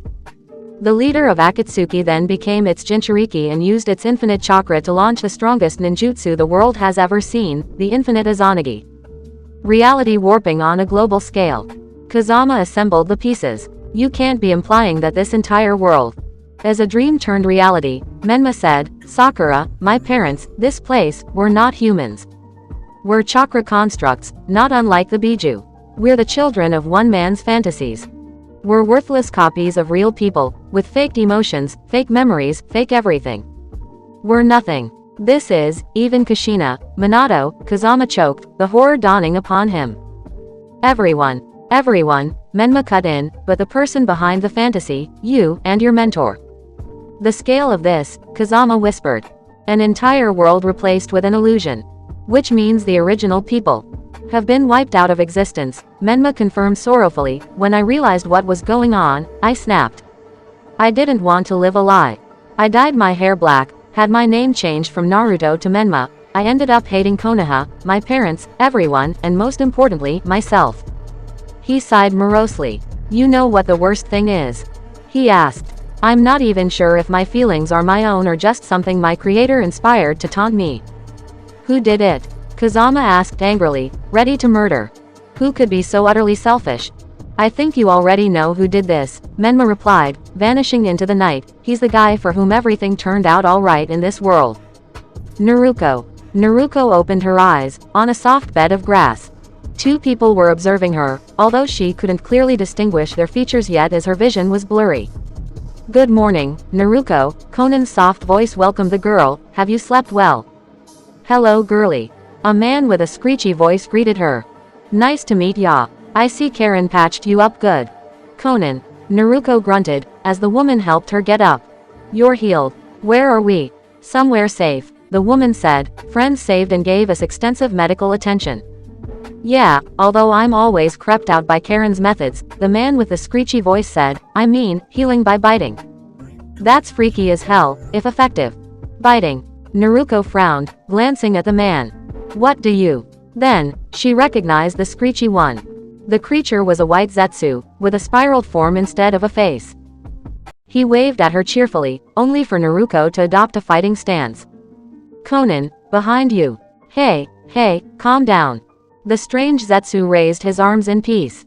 I'm on your side. I'm innocent like the newborn lamb. He is on our side, Naruko, Conan confirmed. In fact, without him and his partner, we wouldn't be having this conversation in the first place. Glance around yourself. Naruko calmed around herself, and did as she was told. The area looked like an endless plain, covered with emerald grass and cultivated fields.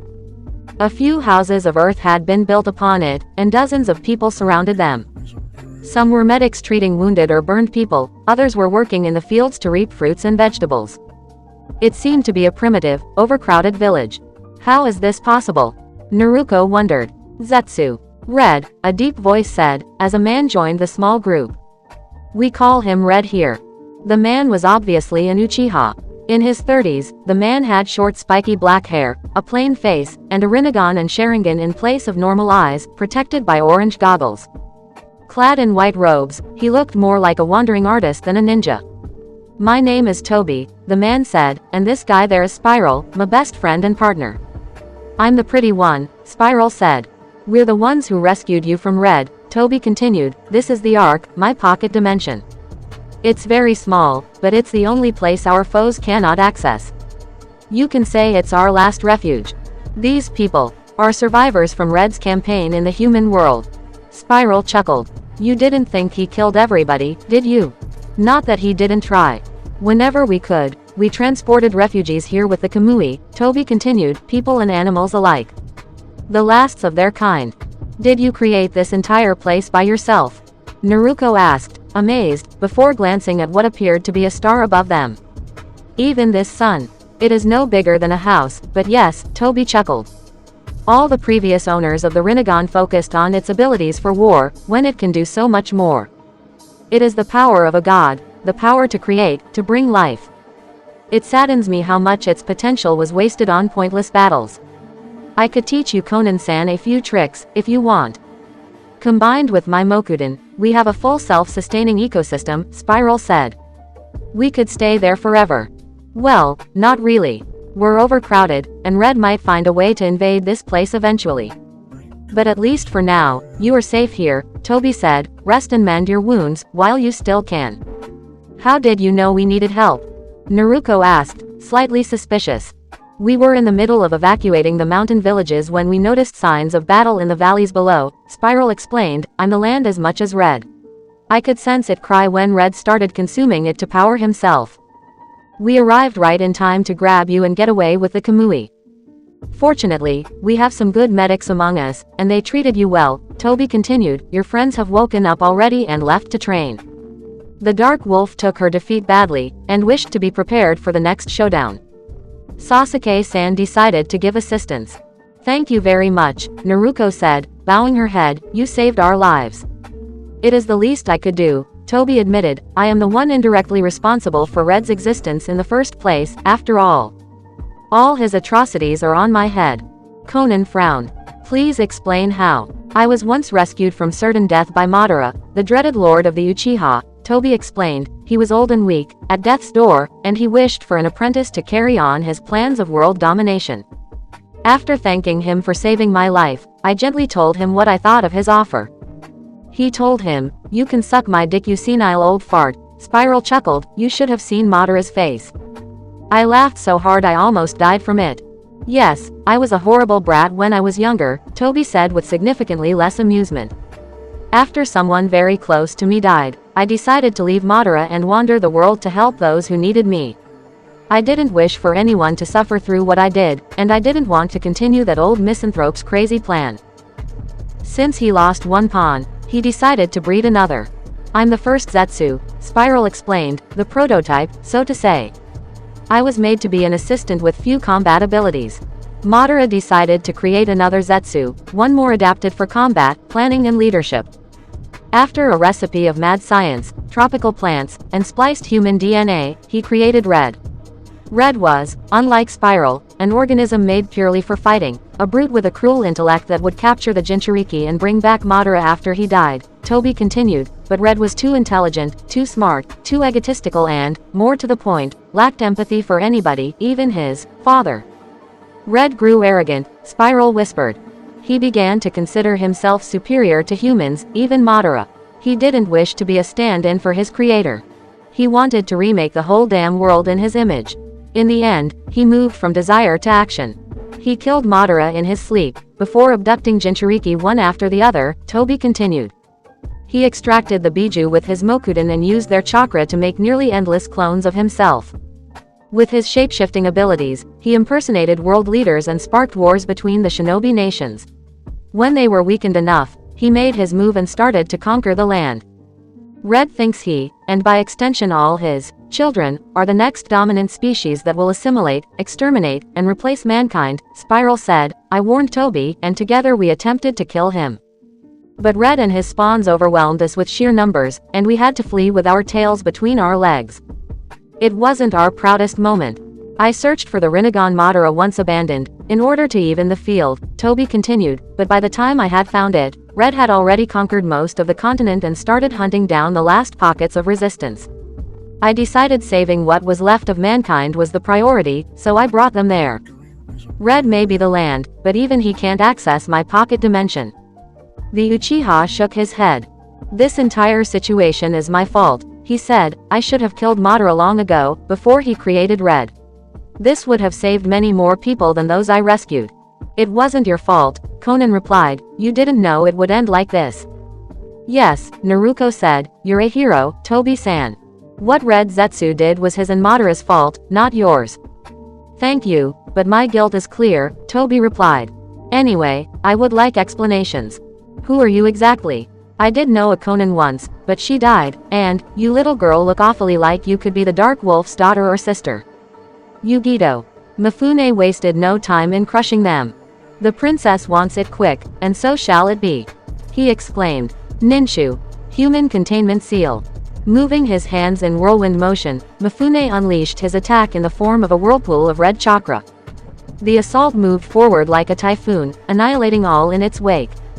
Yugito and Izanami both dodged the technique, only for it to change direction midair and impact on Izanami's back. What the, she said, before the artificial wind swallowed the sound of her voice. The whirlwind captured her, and moved around, shifting direction once more. Kushina lazily raised her fan, upon which the whirlwind impacted. However, neither the princess nor the fan budged as the whirlwind and its captive vanished on contact, absorbed into the item. All that remained of Izanami was her name written on the fan. One technique.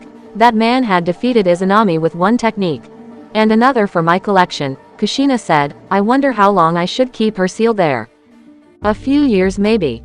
Food for thought. Yugito growled, as she started tapping into the Nibi's chakra and unleashed two powerful fireball at Mifune. The man stopped the first easily, without realizing he wasn't the second attack's true target. If I destroy the fan, Yugito thought, as the fireball reached Kushina, it should free Iz. Fuinjutsu, the princess whispered, waving her fan, returned to nothingness. The projectile vanished the second it hit, as if it had never existed. What? Yugito exclaimed, amazed. Only a Rinnegan user could. You dare attack the princess of Uzu with your filthy ninjutsu? Mifune growled. To make me slip up. I was willing to give you an honorable death, but you do not deserve my mercy. He inspired deeply. Ninshu, he whispered, slamming his foot on the ground, powerless imbalance. His foot hit the ground, and Yugito felt an invisible force phase through her. Instantly, the Nibi fell silent. The kunoichi's body was drained of all strength, and her skull became assaulted with headaches. Yugito felt as if she had lost her sense of touch, her body numb. This is Ninshu, the most primal force of spiritual energy, untainted by the corruption of ninjutsu, Mifune declared. I put a spiritual barrier between your physical and spiritual energy, preventing you from mixing them into chakra. Now, you understand why Mifune is called the Ninja Buster, Kushina taunted. He lost once against a ninja in his entire life. None of you peasants can scratch him. This is bad, Yugito thought, frantically attempting to mix her chakra to no avail. Without the Nibi and her ninjutsu, Yugito could only rely on her above-average taijutsu, against an armored and obviously experienced hand-to-hand fighter. After spending days drained and weakened by the warlord's chains, refusing to admit defeat, Yugito adopted a fighting stance. If she had to go, she would go down fighting. At least you have a strong spirit, Mifune commented before charging. I will make it quick. Yugito focused and dodged the first blow, retaliating with a punch of her own. However, the swordsman caught her arm with one hand and punched her shoulder with the other, dislocating it. Yugito refrained from letting out a shriek of pain, as the warrior grabbed and tossed her against a nearby statue. Quickly getting up, Yugito moved sideways to dodge an incoming kick. Mifune's iron heel smashed through the statue, and the kunoichi exploited the opportunity. Touching the ground with her remaining working hand, she raised both her legs and intertwined them around Mifune's neck. With a slight push, she threw the man off balance and smashed his skull against the ground. Freeing him and getting back to her feet, she prepared to stomp on the samurai. Mifune, apparently more annoyed and surprised than hurt, quickly got back up and moved out of the way. Before he could fully rise up, Yugito attempted to hit his neck with her knee. The samurai grabbed it with both his hands, kicked her other leg to make her slip, and smashed her knee against the rock, breaking it. Yugito hissed and vainly attempted to rise up again, only for Mifune to pin her to the ground with his iron heel. You were brave, the samurai commented, unsheathing his sword, whose blade was as dark as the night, but bravery without strength is meaningless. I can't die here. Yugito panicked, as the man raised his weapon to behead her. I can't. The entire room shook. Haku. The man was toying with them. He had to be, for the battle was nothing more than a taunt. Kabuto Yakushi, clad in his dark robes, absent-mindedly dodged Kitsune's blows and Haku's ice Senbon without seemingly any effort, moving like a dancer. He didn't even fight back. He just dodged everything. Well, you sure are a disappointment, Kabuto commented. I shouldn't be surprised considering how our last fight ended, Haku-san, but I wonder if I should bother using ninjutsu at all. The kunoichi growled and slammed her palms. Ice release. Killing field, she whispered, the ground underneath Kabuto turning into sharp icicles. Moving at great speed, Kabuto slithered through the obstacles like a snake, the projectiles grazing his cloak without harming him at all. He rapidly approached Haku, who attempted to punch him. Leaning a little, Kabuto avoided the blow entirely and stepped backward, dodging all of Haku's strikes with sickening ease. Are we dancing or fighting? He asked. I cannot tell. Kitsune came crashing in, whipping Kabuto away with his tail. The scientist gracefully landed back to his feet and engaged the Dragon Man in taijutsu combat. Neither of the two fighters were managing to land any blows. Haku quickly realized something was odd. She had fought at his side long enough to realize Kitsune's blows were sluggish and careless. Why didn't he use his stronger techniques? And why didn't Kabuto bother to beat them at? They're staging a fight. Suddenly, Haku understood how their allies had managed to find them and get plans of the HQ in short order. They got help. Inside help. She glanced at Kabuto and briefly locked eyes with him. The little glint of acknowledgement in his eyes was all the confirmation she needed. You bore me, Kabuto whispered, grabbing Kitsune's tail and flinging the boy away with his mere physical strength. He then charged toward Haku, who faked a counterattack. Kabuto punched her in the chest, making her cough. She wondered if she had been mistaken, until she felt something metallic against her skin. The ninja briefly approached Haku's ears and whispered to it, "Take it and run away. You can't win against my allies, and I will have to fight you for real to keep my cover if this lasts much longer." Haku grabbed the item and, after making sure nobody else saw it, hid it beneath her robes. Then she kicked Kabuto away, much to his amusement. "Demonic ice mirrors," she shouted, turning air moistures into a dome of ice, trapping the ninja inside. "That won't hold him for long," Haku said, playing the masquerade. She glanced at her fellows, each in precarious positions. "We've got to escape." Her wish got fulfilled when a beam demolished the ceiling. Chibaku. The moment Orochimaru started moving, Chibaku realized from whom the sound Naruto had inherited his speed. His movements were but a white blur to Chibaku's eyes. The fiend wearing Sasuke's face charged forward, his hands clad in lightning. Karasu reacted first thanks to his Sharingan, and unleashed a barrage of fireballs at the ninja. Orochimaru dodged them without much trouble, but the fireballs' smoke slowed down his movements. While Inari charged to fight hand-to-hand, Chibaku flew into the air, above the fighters, and readied his kunai launcher. Inari, his hands clad in what appeared to be swords of wind, reached the madman without any signs of hesitation. Orochimaru in turn unsheathed his sword, swirling with lightning, and parried Inari's strikes with expert care, electricity and wind clashing head-on. Unfortunately, his progress was forced to a halt as he had to deal with the fact that the young ninja had 2 blades to his 1, and seemed to be capable enough to use them well. The air between the two was soon occupied with the flashes and sounds of their weapons encountering one another at a rapid pace. With his arms preoccupied, the attacker resorted to more unique techniques. Widening his mouth, Orochimaru turned his tongue into a white snake. Inari was forced to take a step back to avoid a possibly fatal bite at the last possible moment, and Chibaku exploited the opening to unleash a volley of kunai at their foe. Rotating on himself, Orochimaru deflected one kunai after another with the grace of a dancer. Then, a split second later, he unleashed a lightning bolt at Chibaku, who dodged it, only to be hit by a second one and end up flying out of control. "Damn it, the first shot was a feint so he could calculate my trajectory with the Sharingan," Chibaku cursed his lack of foresight. He uses his Sharingan much better than most Uchiha. In the split second it took for Chibaku to reach the ground, Orochimaru had already closed the gap between them, his sword readied for a fatal blow. Fortunately, Inari and Karasu stopped the man's progress. Karasu, having transformed in his Crow Sage mode, flew forward and attempted to tackle Orochimaru, while Inari attacked from another angle. Sheathing his sword, Orochimaru dodged Karasu's attack, grabbed him by the ankle, twisted on the spot, and threw the Uchiha at Inari. Hurriedly removing his blades of wind to avoid hurting his ally by accident, Inari took the human projectile head-on and crashed next to Chibaku. "Is that all you've got?" Orochimaru mocked, as he stepped backward to dodge a volley of gunshots from Chibaku. "I expected more from 3 Jinchuriki.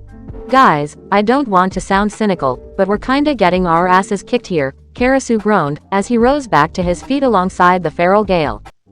"That guy has the techniques of both Orochimaru and Sasuke put in a single body," Inari sighed, sounding far more like Shikamaru than the others would like to admit. "Man, that's the last person that should have gotten a Sharingan.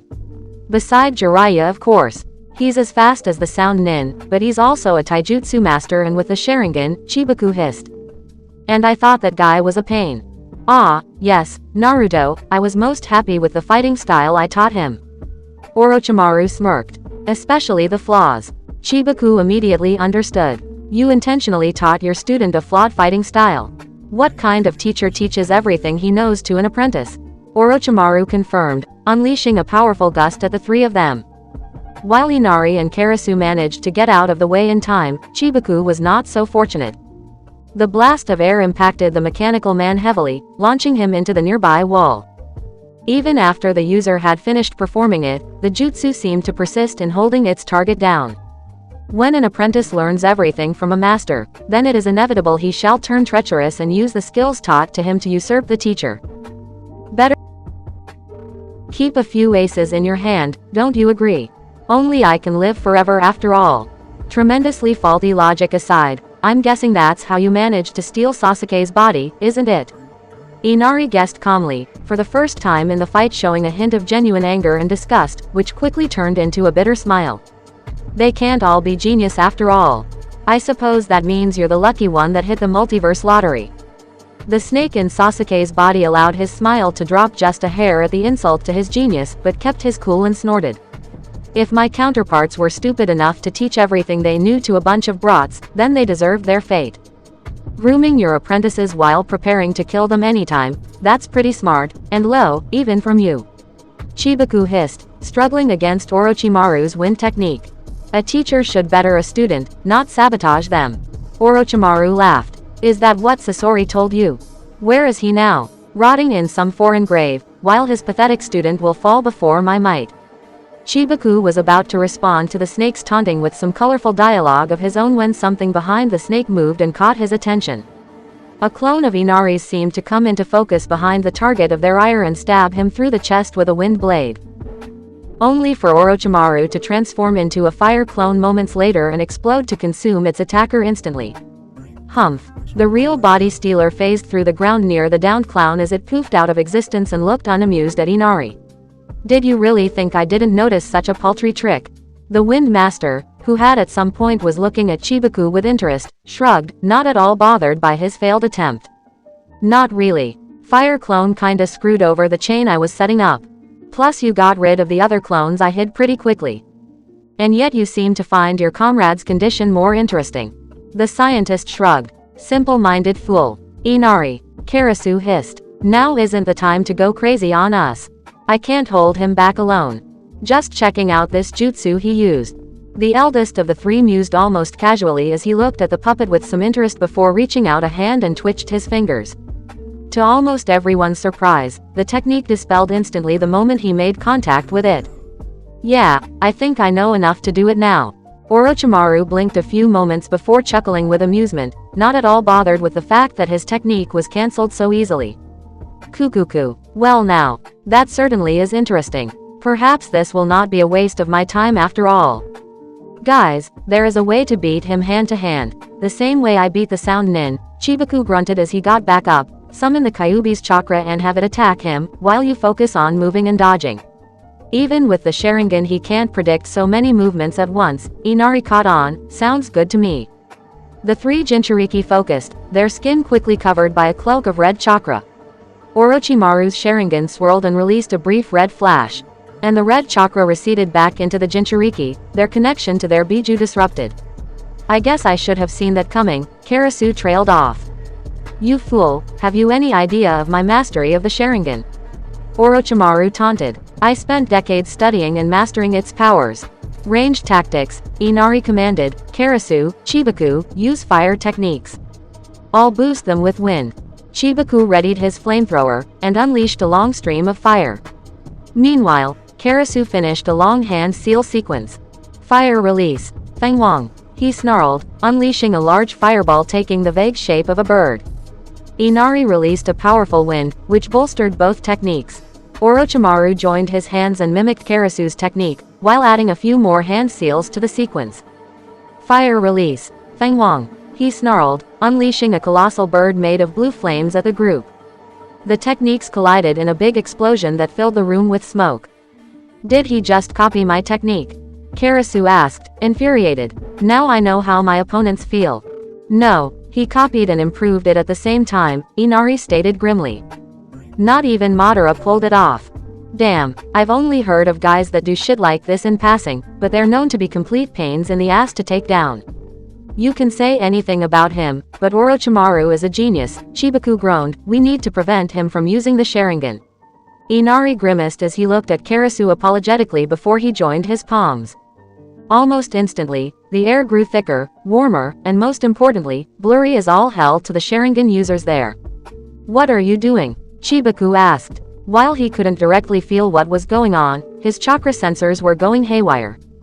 I'm boosting the chakra I normally saturate the air with, Inari said. Since the Sharingan and nearly all sensors detect chakra in its purest form, it will overload said senses and render them useless when in range. The Hyuga and Sasuke back in my world hated it when I did this. Sorry Karasu, but you're kinda the reason I didn't do it earlier. Didn't want to hold you back. You could have warned me sooner, Karasu said, closing his eye. He would have turned it off, but he still needed the techniques that were only available when it was activated. Still, getting rid of his eyes is more important than me keeping mine at the moment. Can you fight with your eyes closed? Chibaku asked worryingly. With my Sage mode, I can still roughly use Senjutsu to direct myself, Karasu stated, but yeah, I'm deprived of most of my arsenal. Stay behind and use long-range techniques if you can, Inari said, his hands once more clad with wind chakra. Chibaku, let's go. The duo charged toward Orochimaru. The man waited for them, his eyes closed, and dodged Chibaku's first strike with infuriating ease. I never encountered such a technique before, Orochimaru stated, it is simple, yet so brilliant. Saturating the air with your chakra to impair the Sharingan, no, there is more to it than that. Chakra in this state should not last nearly this long without form. Fascinating. I will take notes. Unfortunately for you, like a snake, I can feel the vibrations you produce by moving and breathing. Yeah, Inari agreed, not at all surprised by his opponent's statement. But can you see the length of my wind blades? Orochimaru laughed, as he leaned forward, avoiding Inari's wind arm. I do not need to. I calculated the chakra wavelength you are using. Long ag. His boasting was interrupted as he jerked his head to the side from a second slash that Inari made, and a cut appeared on his cheek that began to weep blood. Almost instantly he widened the gap between himself and his attackers. He was no longer smiling or amused. Come on, keep talking. Inari had long since learned how to mess with an opponent's fine-tuned senses in various ways while the air held this much of his chakra in it. Fooling the snakes in this case was an easy task for him to accomplish. Inari's grin grew to the point that he looked savage, homicidal, and at the height of joy. It was almost as if humiliating Orochimaru in that instant brought him the greatest happiness in his life. Clearly Orochimaru's possession of Sasuke's body bothered Inari more than what he had initially revealed. It amuses me. The scientist frowned as he wiped the blood from his wound and rubbed his fingers together as if inspecting the fluids. Considering your exceptional skill with wind techniques, the fact Chibaku-kun is a puppeteer and Karasu-kun would never use a technique robbing him of his most prized weapon, I take it you are responsible for this peculiar chakra field. Which makes you my main target, Chibaku guessed the snake's thoughts. He and Inari were nearly on top of the Sannin when their target decided on what he was going to do, and moved with horrifying precision. Orochimaru pushed the puppeteer aside with a kick and then focused back on Inari, once again showing incredible speed. Dodging a wind arm strike, which held enough power and range to scar the floor and walls a good distance behind him, he prepared to punch the biggest threat. While the speed of the blow was incredible, the feral Gale managed to step back and dodge with only some effort. Without the Sharingan to boost his abilities and precision, the Sannin's taijutsu was far easier to predict and follow, if only just so. Then the fingers turned into white snakes. Inari obviously didn't expect something like that, as the reptiles hit his chest at the speed of a bullet. Pentagram cursed seal, Orochimaru whispered, as Inari went crashing against the ground. What the young blonde hissed, as he tried getting up. Black seals started spreading across the chest, adopting the design of a five-headed snake. The thick air started vanishing almost instantly. This is a self-replicating, adapting seal of my design, Orochimaru taunted. It will shut down your chakra coils one by one, until your own organs fail and kill you. It has already started neutering your skills. Opening his eyes and revealed the Sharingan once more, Orochimaru unsheathed his blade and prepared to behead Inari. The feral Gale managed to dodge the first swing, but his pain crippled and paralyzed him enough to render him helpless on the second. Reacting quickly, Chibaku created chakra strings and attached them to Inari's limbs, making him dance like a doll. Orochimaru missed, and so did his two newest strikes. A fireball finally hit the madman from behind, covering him with smoke and debris. I did it. Karasu gloated, being the first to hit the madman in the entire fight. Got him. Damn it, Karasu. Chibaku yelled. You saying that only means. A colossal creature emerged from the smoke, shadowing the entire battlefield. My strongest technique, Orochimaru's voice resonated, Yamada no Orochi. Oi oi. Inari frowned. What's with the jump to final form already? Don't tell me you're pissed just because he nailed you with that one attack.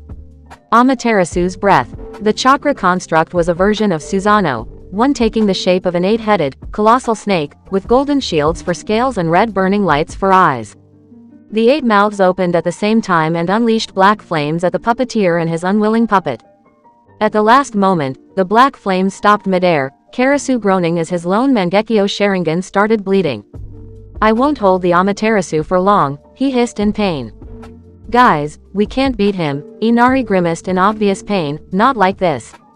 Without this seal and on a larger battlefield we might have stood a chance, but right now it's only a matter of time before he and his allies overpower us. For all we know, Tikoku might send more soldiers soon. We've got allies outside that can ship us out of this world, but we've got to get away." Nodding solemnly, Chibaku glanced at Karasu. "I'm gonna destroy the ceiling," he said. "When I do, grab Inari and fly away. I'll evacuate the others." "Roger that." Karasu glanced briefly at his friend. "Good luck." Chibaku raised his arm at the ceiling and unleashed his laser on the unfortunate construct. The beam went through the concrete, piercing the floors above until it reached the blue sky. Rocks and stones started falling, burying Orochimaru's Yamata and Amaterasu underneath. Grabbing Inari, Karasu flew away toward their freedom. Flying and dodging rocks, Chibaku quickly found Yugito at the mercy of the Red Samurai. Tackling the man by surprise before quickly moving once more, the puppeteer grabbed Yugito and fled, much to Kushina's obvious displeasure. "Izanami's been sealed in that woman's fan," Yugito hissed in pain, her shoulder and knee having been broken in the battle. "We can't leave her. I'm sorry to say it, but we've got no other choice," Chibaku said grimly. "We will come back for her, I promise." Much to his surprise, he located another flying creature moving around debris. Kitsune flew into the air with amazing grace, Haku riding him like a steed. "Kitsune, you can fly. Do you think I spent the time we got separated lazing off?" Kitsune replied. "I have grown stronger, as did you." Chibaku nodded and focused on the crumbling ceiling. He noticed the Yamata's first head starting to break free of the rocks and stones. "Alright, let's go." The flying duos rose above, pursuing Karasu, and finally reached the skies and clouds. Free at last. "Naruto. This is a hard story to believe," Toby admitted. "Honestly, I would have thought you mad if I didn't have the Sharingan, but your body language shows no lies. You're either the most skilled teller of tall tales I ever met, or you're telling the truth, or you're all just insane." "That would explain the guys fighting with Zetsu nowadays," Spiral noted. "That's crazily exciting. We know Tikoku has been using devices called relays to transport their troops from one universe to another," Conan said. "Do you have any idea where one could be placed?" "The only place I can think of is Zetsu's headquarters, the place which we once called Konoha," Toby said. "If we can secure the area, and the relay, then maybe you could join your friends." Of course this is easier said than done. Red Zetsu is the only member of his army with strategic abilities, Naruto pointed out. "If we kill him, it's all over, right?" "That wouldn't solve anything," Toby replied. "Slaying Red Zetsu would be only a temporary setback for his swarm." "Why?" Conan asked. "Because Red doesn't die when he is killed," Spiral explained. "We've destroyed his body multiple times, but a special technique allows him to return again and again. After capturing the Biju, and with the use of his Mokudan, Red managed to recreate the legendary World Tree, the fabled source of all chakra," Toby explained. "As soon as he could, Red fused with it, placing his soul inside. The World Tree is the source of the countless white Zetsu, and the center of their hive mind. Only Spiral, created long before this tree, could evade its influence. Red is the tree, and the tree is red. As long as the tree lives, so does Red." Conan's eyes widened. "So this means, the Red Zetsu you fought isn't the real Red. It is simply a special body Red inhabits and controls from a distance. The real Red Zetsu's soul lurks within the Great Tree, and anytime his body is destroyed, he simply creates another one to inhabit. However, if the tree is destroyed first, then the hive mind will crumble and the countless white Zetsu will shut down," Spiral said. "If we execute Red's current body after that, then the swarm will never recover." "Who could destroy the tree?" Naruto asked. "I can," Spiral explained. "If I can access the tree's core, then I could fuse with it and destroy it from the inside. Like a tree cancer. The problem lies in the slow fusion process, which means Red's troops will interrupt us long before we can finish," Toby said, "and with the tree close, Red can tap into its natural chakra to power his corrupt sage mode at will. Somebody needs to occupy him while Spiral takes over the tree. The rest will protect Spiral from the countless white Zetsu lurking in the area. Since Red can sense anybody walking on Earth, infiltration is out of question." Only a full-on assault is possible. We need a little more planning and preparation, Conan said. By combining our Rinnegan, we might be able to attack the tree head-on, and wipe his armies out. Possibly, but Red will expect us to come, Spiral pointed out, especially if the relay is your only way out. And, well, you guys didn't fare well against Red himself, and somebody has to take care of him. None of you stand a chance against his corrupt sage mode.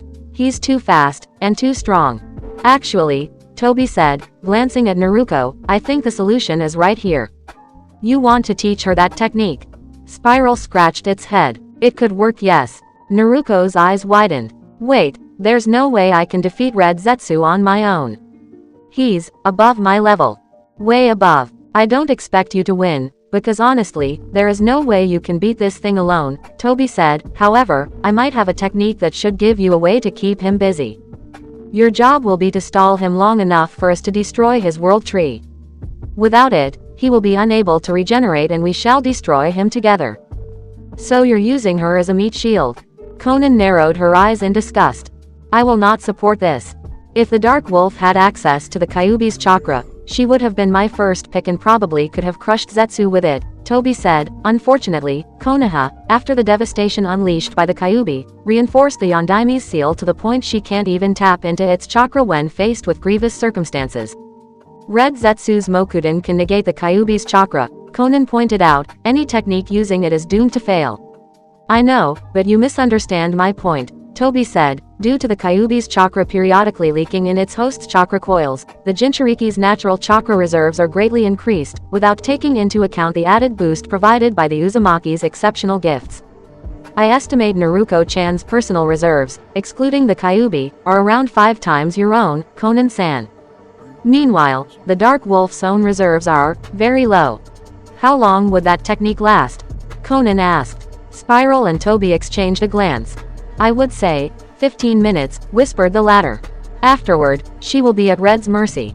But then Red Zetsu will kill her, Conan protested vehemently. We might be able to destroy the tree within 15 minutes and rescue. Might, Conan cut in. I have seen far too many of my friends die on my watch to let another one. I understand how you feel perfectly. Toby nodded respectfully.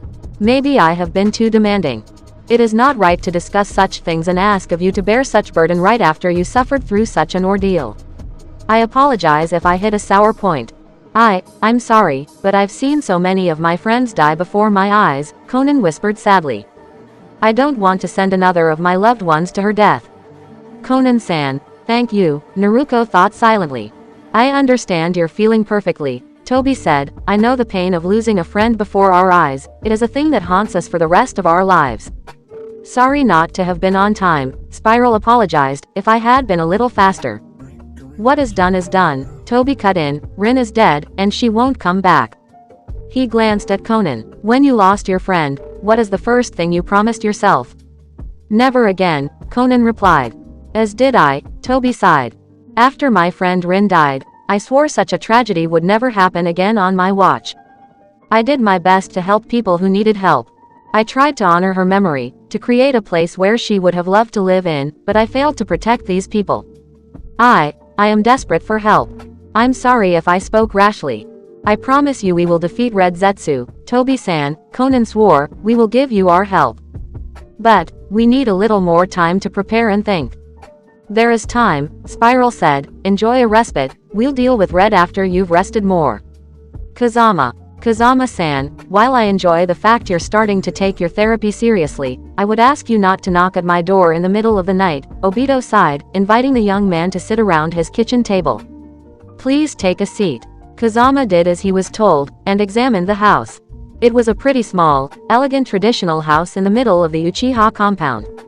Nothing extraordinary, except for the photos. The house was filled with various photography, from Obito's old team to other people and areas.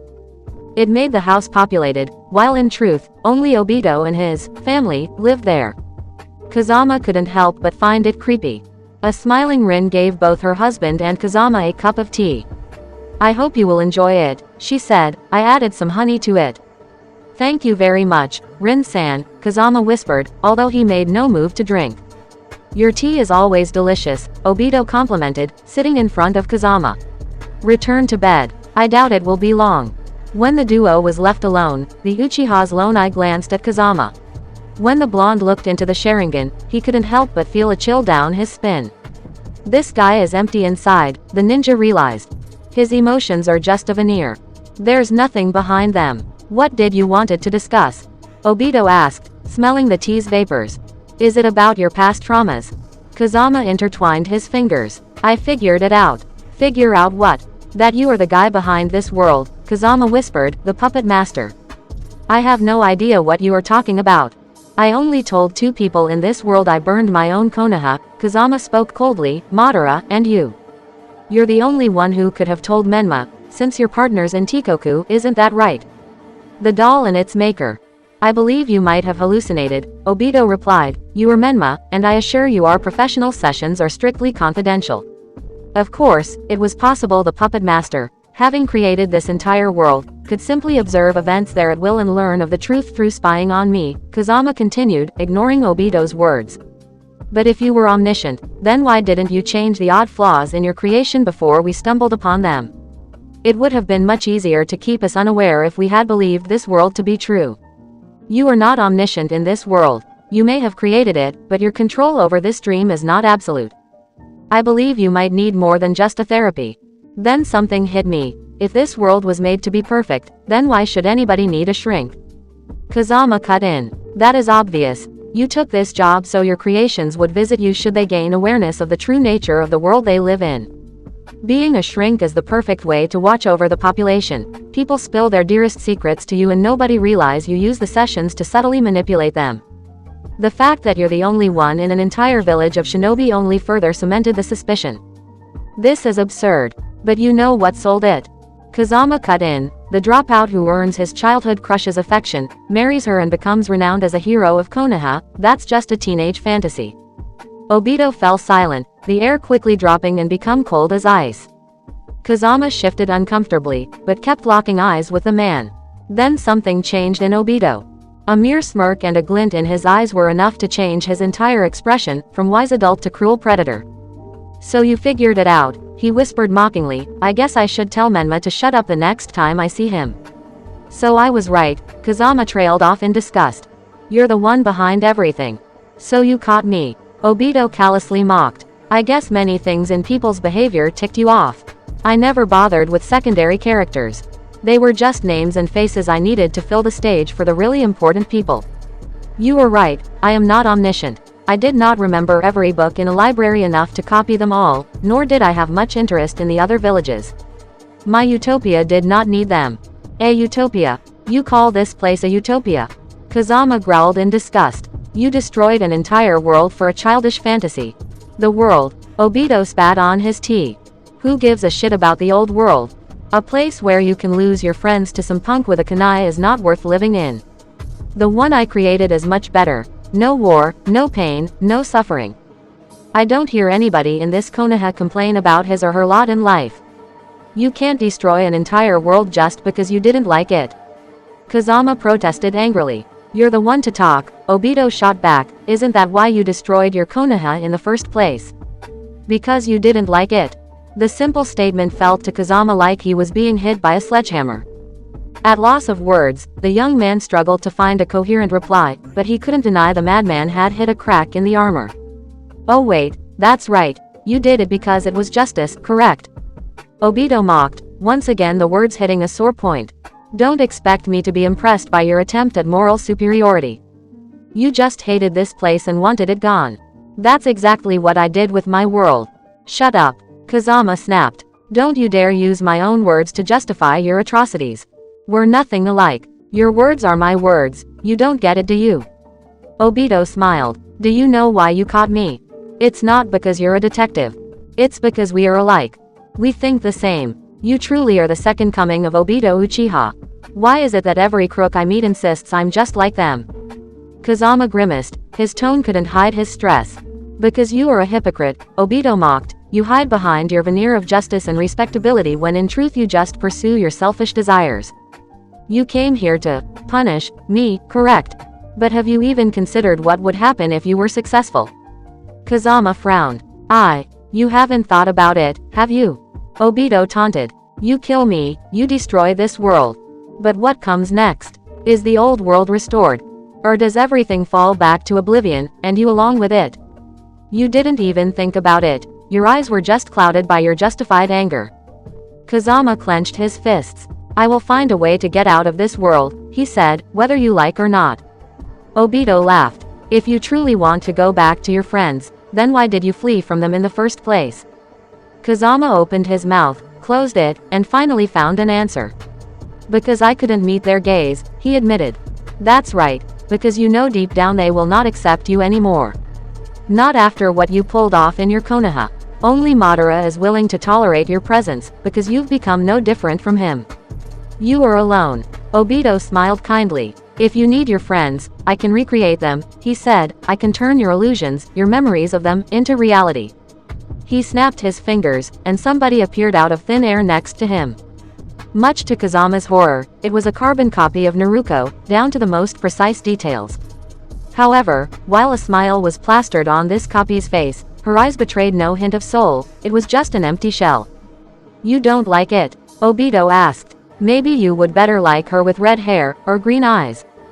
Would you like her to be like the one you grew to love as a sister, or do you wish for a different personality? I can create the perfect buddy. This isn't friendship. Kazama spat in disgust. This is just a fantasy. There is no true friendship in this world, and neither is there true love, Obito replied grimly, Naruto's clone vanishing in smoke. In the end, we're on our own. We humans are doomed to be flawed, to be disappointed. It's just how the real world works. But in my world, everything is always perfect. Obito sighed. In this world, there is no dropout, he said, no traitor. No punishment. You can do anything you want. Want a vacation on a beach? I can create sand warmer than anything you've ever experienced, a sea of sapphire, and a dozen chicks in bikinis that will fawn over you. This place is heaven. And if you kill me, then this place will vanish, alongside all the people inside. You and Madara both. Obito rose up from his seat. You have a second chance at living the life you crave. Don't waste it. The world tree was a beautiful creature. A colossal flora that would put any human tower to shame. The world tree had started growing where the mighty Konohagakure once stood. Underneath its powerful roots lay the relay, the gate the Zetsu race used to spread through all worlds. From the world tree's branches, trapped in cocoons, captured humans slowly underwent their metamorphosis into Zetsu. It was beautiful. A pity an eyesore spoiled the view, standing atop a root and not even sparing his comrade a glance. I am very disappointed, Zetsu, the warlord said. I thought you, of all people, were the most likely to defeat a group of women and children. Somebody interfered, the monster replied, leaping next to his ally. Fortunately, I have another plan ready. Oh, do tell. They are trapped in this world, on their own, with none of their friends able to track them down. Red Zetsu shrugged. The only way for them to leave is either to take my ring or use the relay. In both cases, they will be forced to attack this place. And I will be ready. Oh, so you're luring them into the beast's lair. Pretty ruthless. The warlord observed the world tree closely. How did you recreate this plant? I thought the Kyuubi was needed. When I used my Mokuden to control the Kyuubi and unleash it on Konoha, Zetsu explained, I managed to capture a little of its essence. Not much, but enough to recreate this tree after capturing the other Jinchuriki. In its awakening, it destroyed Konoha, before giving birth to the first of my children. I had to purge the spirit of Princess Kagaya from it first, of course, but in the end, her nursery became my own. Kagaya, yes, I remember the rabbit. She was a pretty strong woman, if clearly insane. Then again, who isn't a little mad? The warlord chuckled. She was very attached to your counterpart, do you know that? She was so horrified when I smashed her black son's skull under my foot she couldn't help but shed a tear.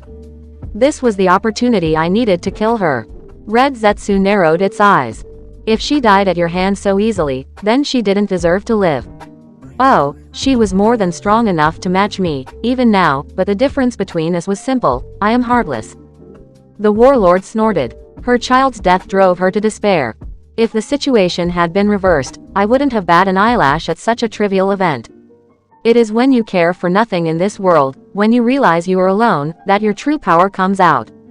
You cease to be a man, and you become a demon that cares only for himself. The dreaded conqueror glanced at the newborn Zetsu with cold indifference.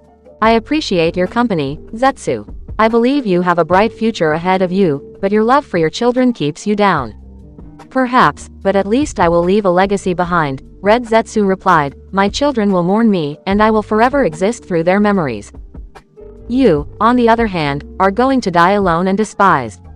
Die? Since when are you under the delusion I can die? The warlord mocked. I am the Oni no Shinobi, the devil of shinobi. No one can comprehend my power and cunning. The battlefield is my realm, conquest my crown, and death my scepter. No one can match me. No one. Zetsu shrugged at the man's hubris. Yet, you have been unable to take down one kunoichi. I lack the proper motivation. In your case, I thought the prospect of taking revenge on your nemesis would be enough, but apparently you need a little assistance. The Red Zetsu glanced at its ally in surprise. What do you mean? I have nothing better to do with my time, the warlord said, my body lusts for battle. Yes, the blood of our foes will be such a delightful sight to behold. Technique Compendium. Ninshu. Human Containment Seal, S rank. By using Ninshu, the ancestor of ninjutsu, the user releases his spiritual energy outside his body in the form of a whirlwind he can direct at will. Upon hitting a target, the whirlwind creates a pathway between the user and the victim. The user then uses his own spiritual energy to affect the victim's physical energy and seal him in an item. Ninshu. Powerless Imbalance, S rank. By using Ninshu, the user connects his spiritual energy to the victim's own, and puts a mental barrier between his physical and spiritual energy, preventing him of using chakra. While the effect wears off with time and meditation, the victim's chakra is disrupted, alongside any possible seal or bloodline limit. Fuinjutsu. Return to nothingness, unknown rank. By adding seals to a fan, the user can reduce a technique back to its primal state of ethereal chakra and instantly absorb it. Fire Release. Fengwang, A rank. The user turns his chakra into the shape of a fiery bird and launch it at a target. Yamada no Orochi. Turning his Susanoo into the shape of a 8-headed snake, the user then summons his Amaterasu through the creature's lungs, unleashing a powerful fire upon a target at high speed. Infinite Izanagi, SS rank. The ultimate version of the Kinjutsu Izanagi. Through the sacrifice of an eye and limitless reserves of chakra, the user is able to use the Izanagi on a global scale, turning the old world into an illusion and his fantasies into reality. However, the death of the user will undo the technique, with unknown consequences. Chapter 52. Precious Ones. A sphere. She was inside a sphere. She hadn't expected the inside of an advanced seal to look like this. It was a chamber-sized, rounded glass sphere beyond which she couldn't distinguish anything except white, shapeless mist. The prison's air felt cold, and the place was silent as a grave. Is there anyone here? She called out, only receiving her own echo for an answer. Can anyone hear me? She hadn't expected an answer anyway. She attempted to phase through the sphere, but couldn't. That would have been too easy. She attempted to summon a mantis, hoping a giant summon would break it from within, but she only managed to spill her blood.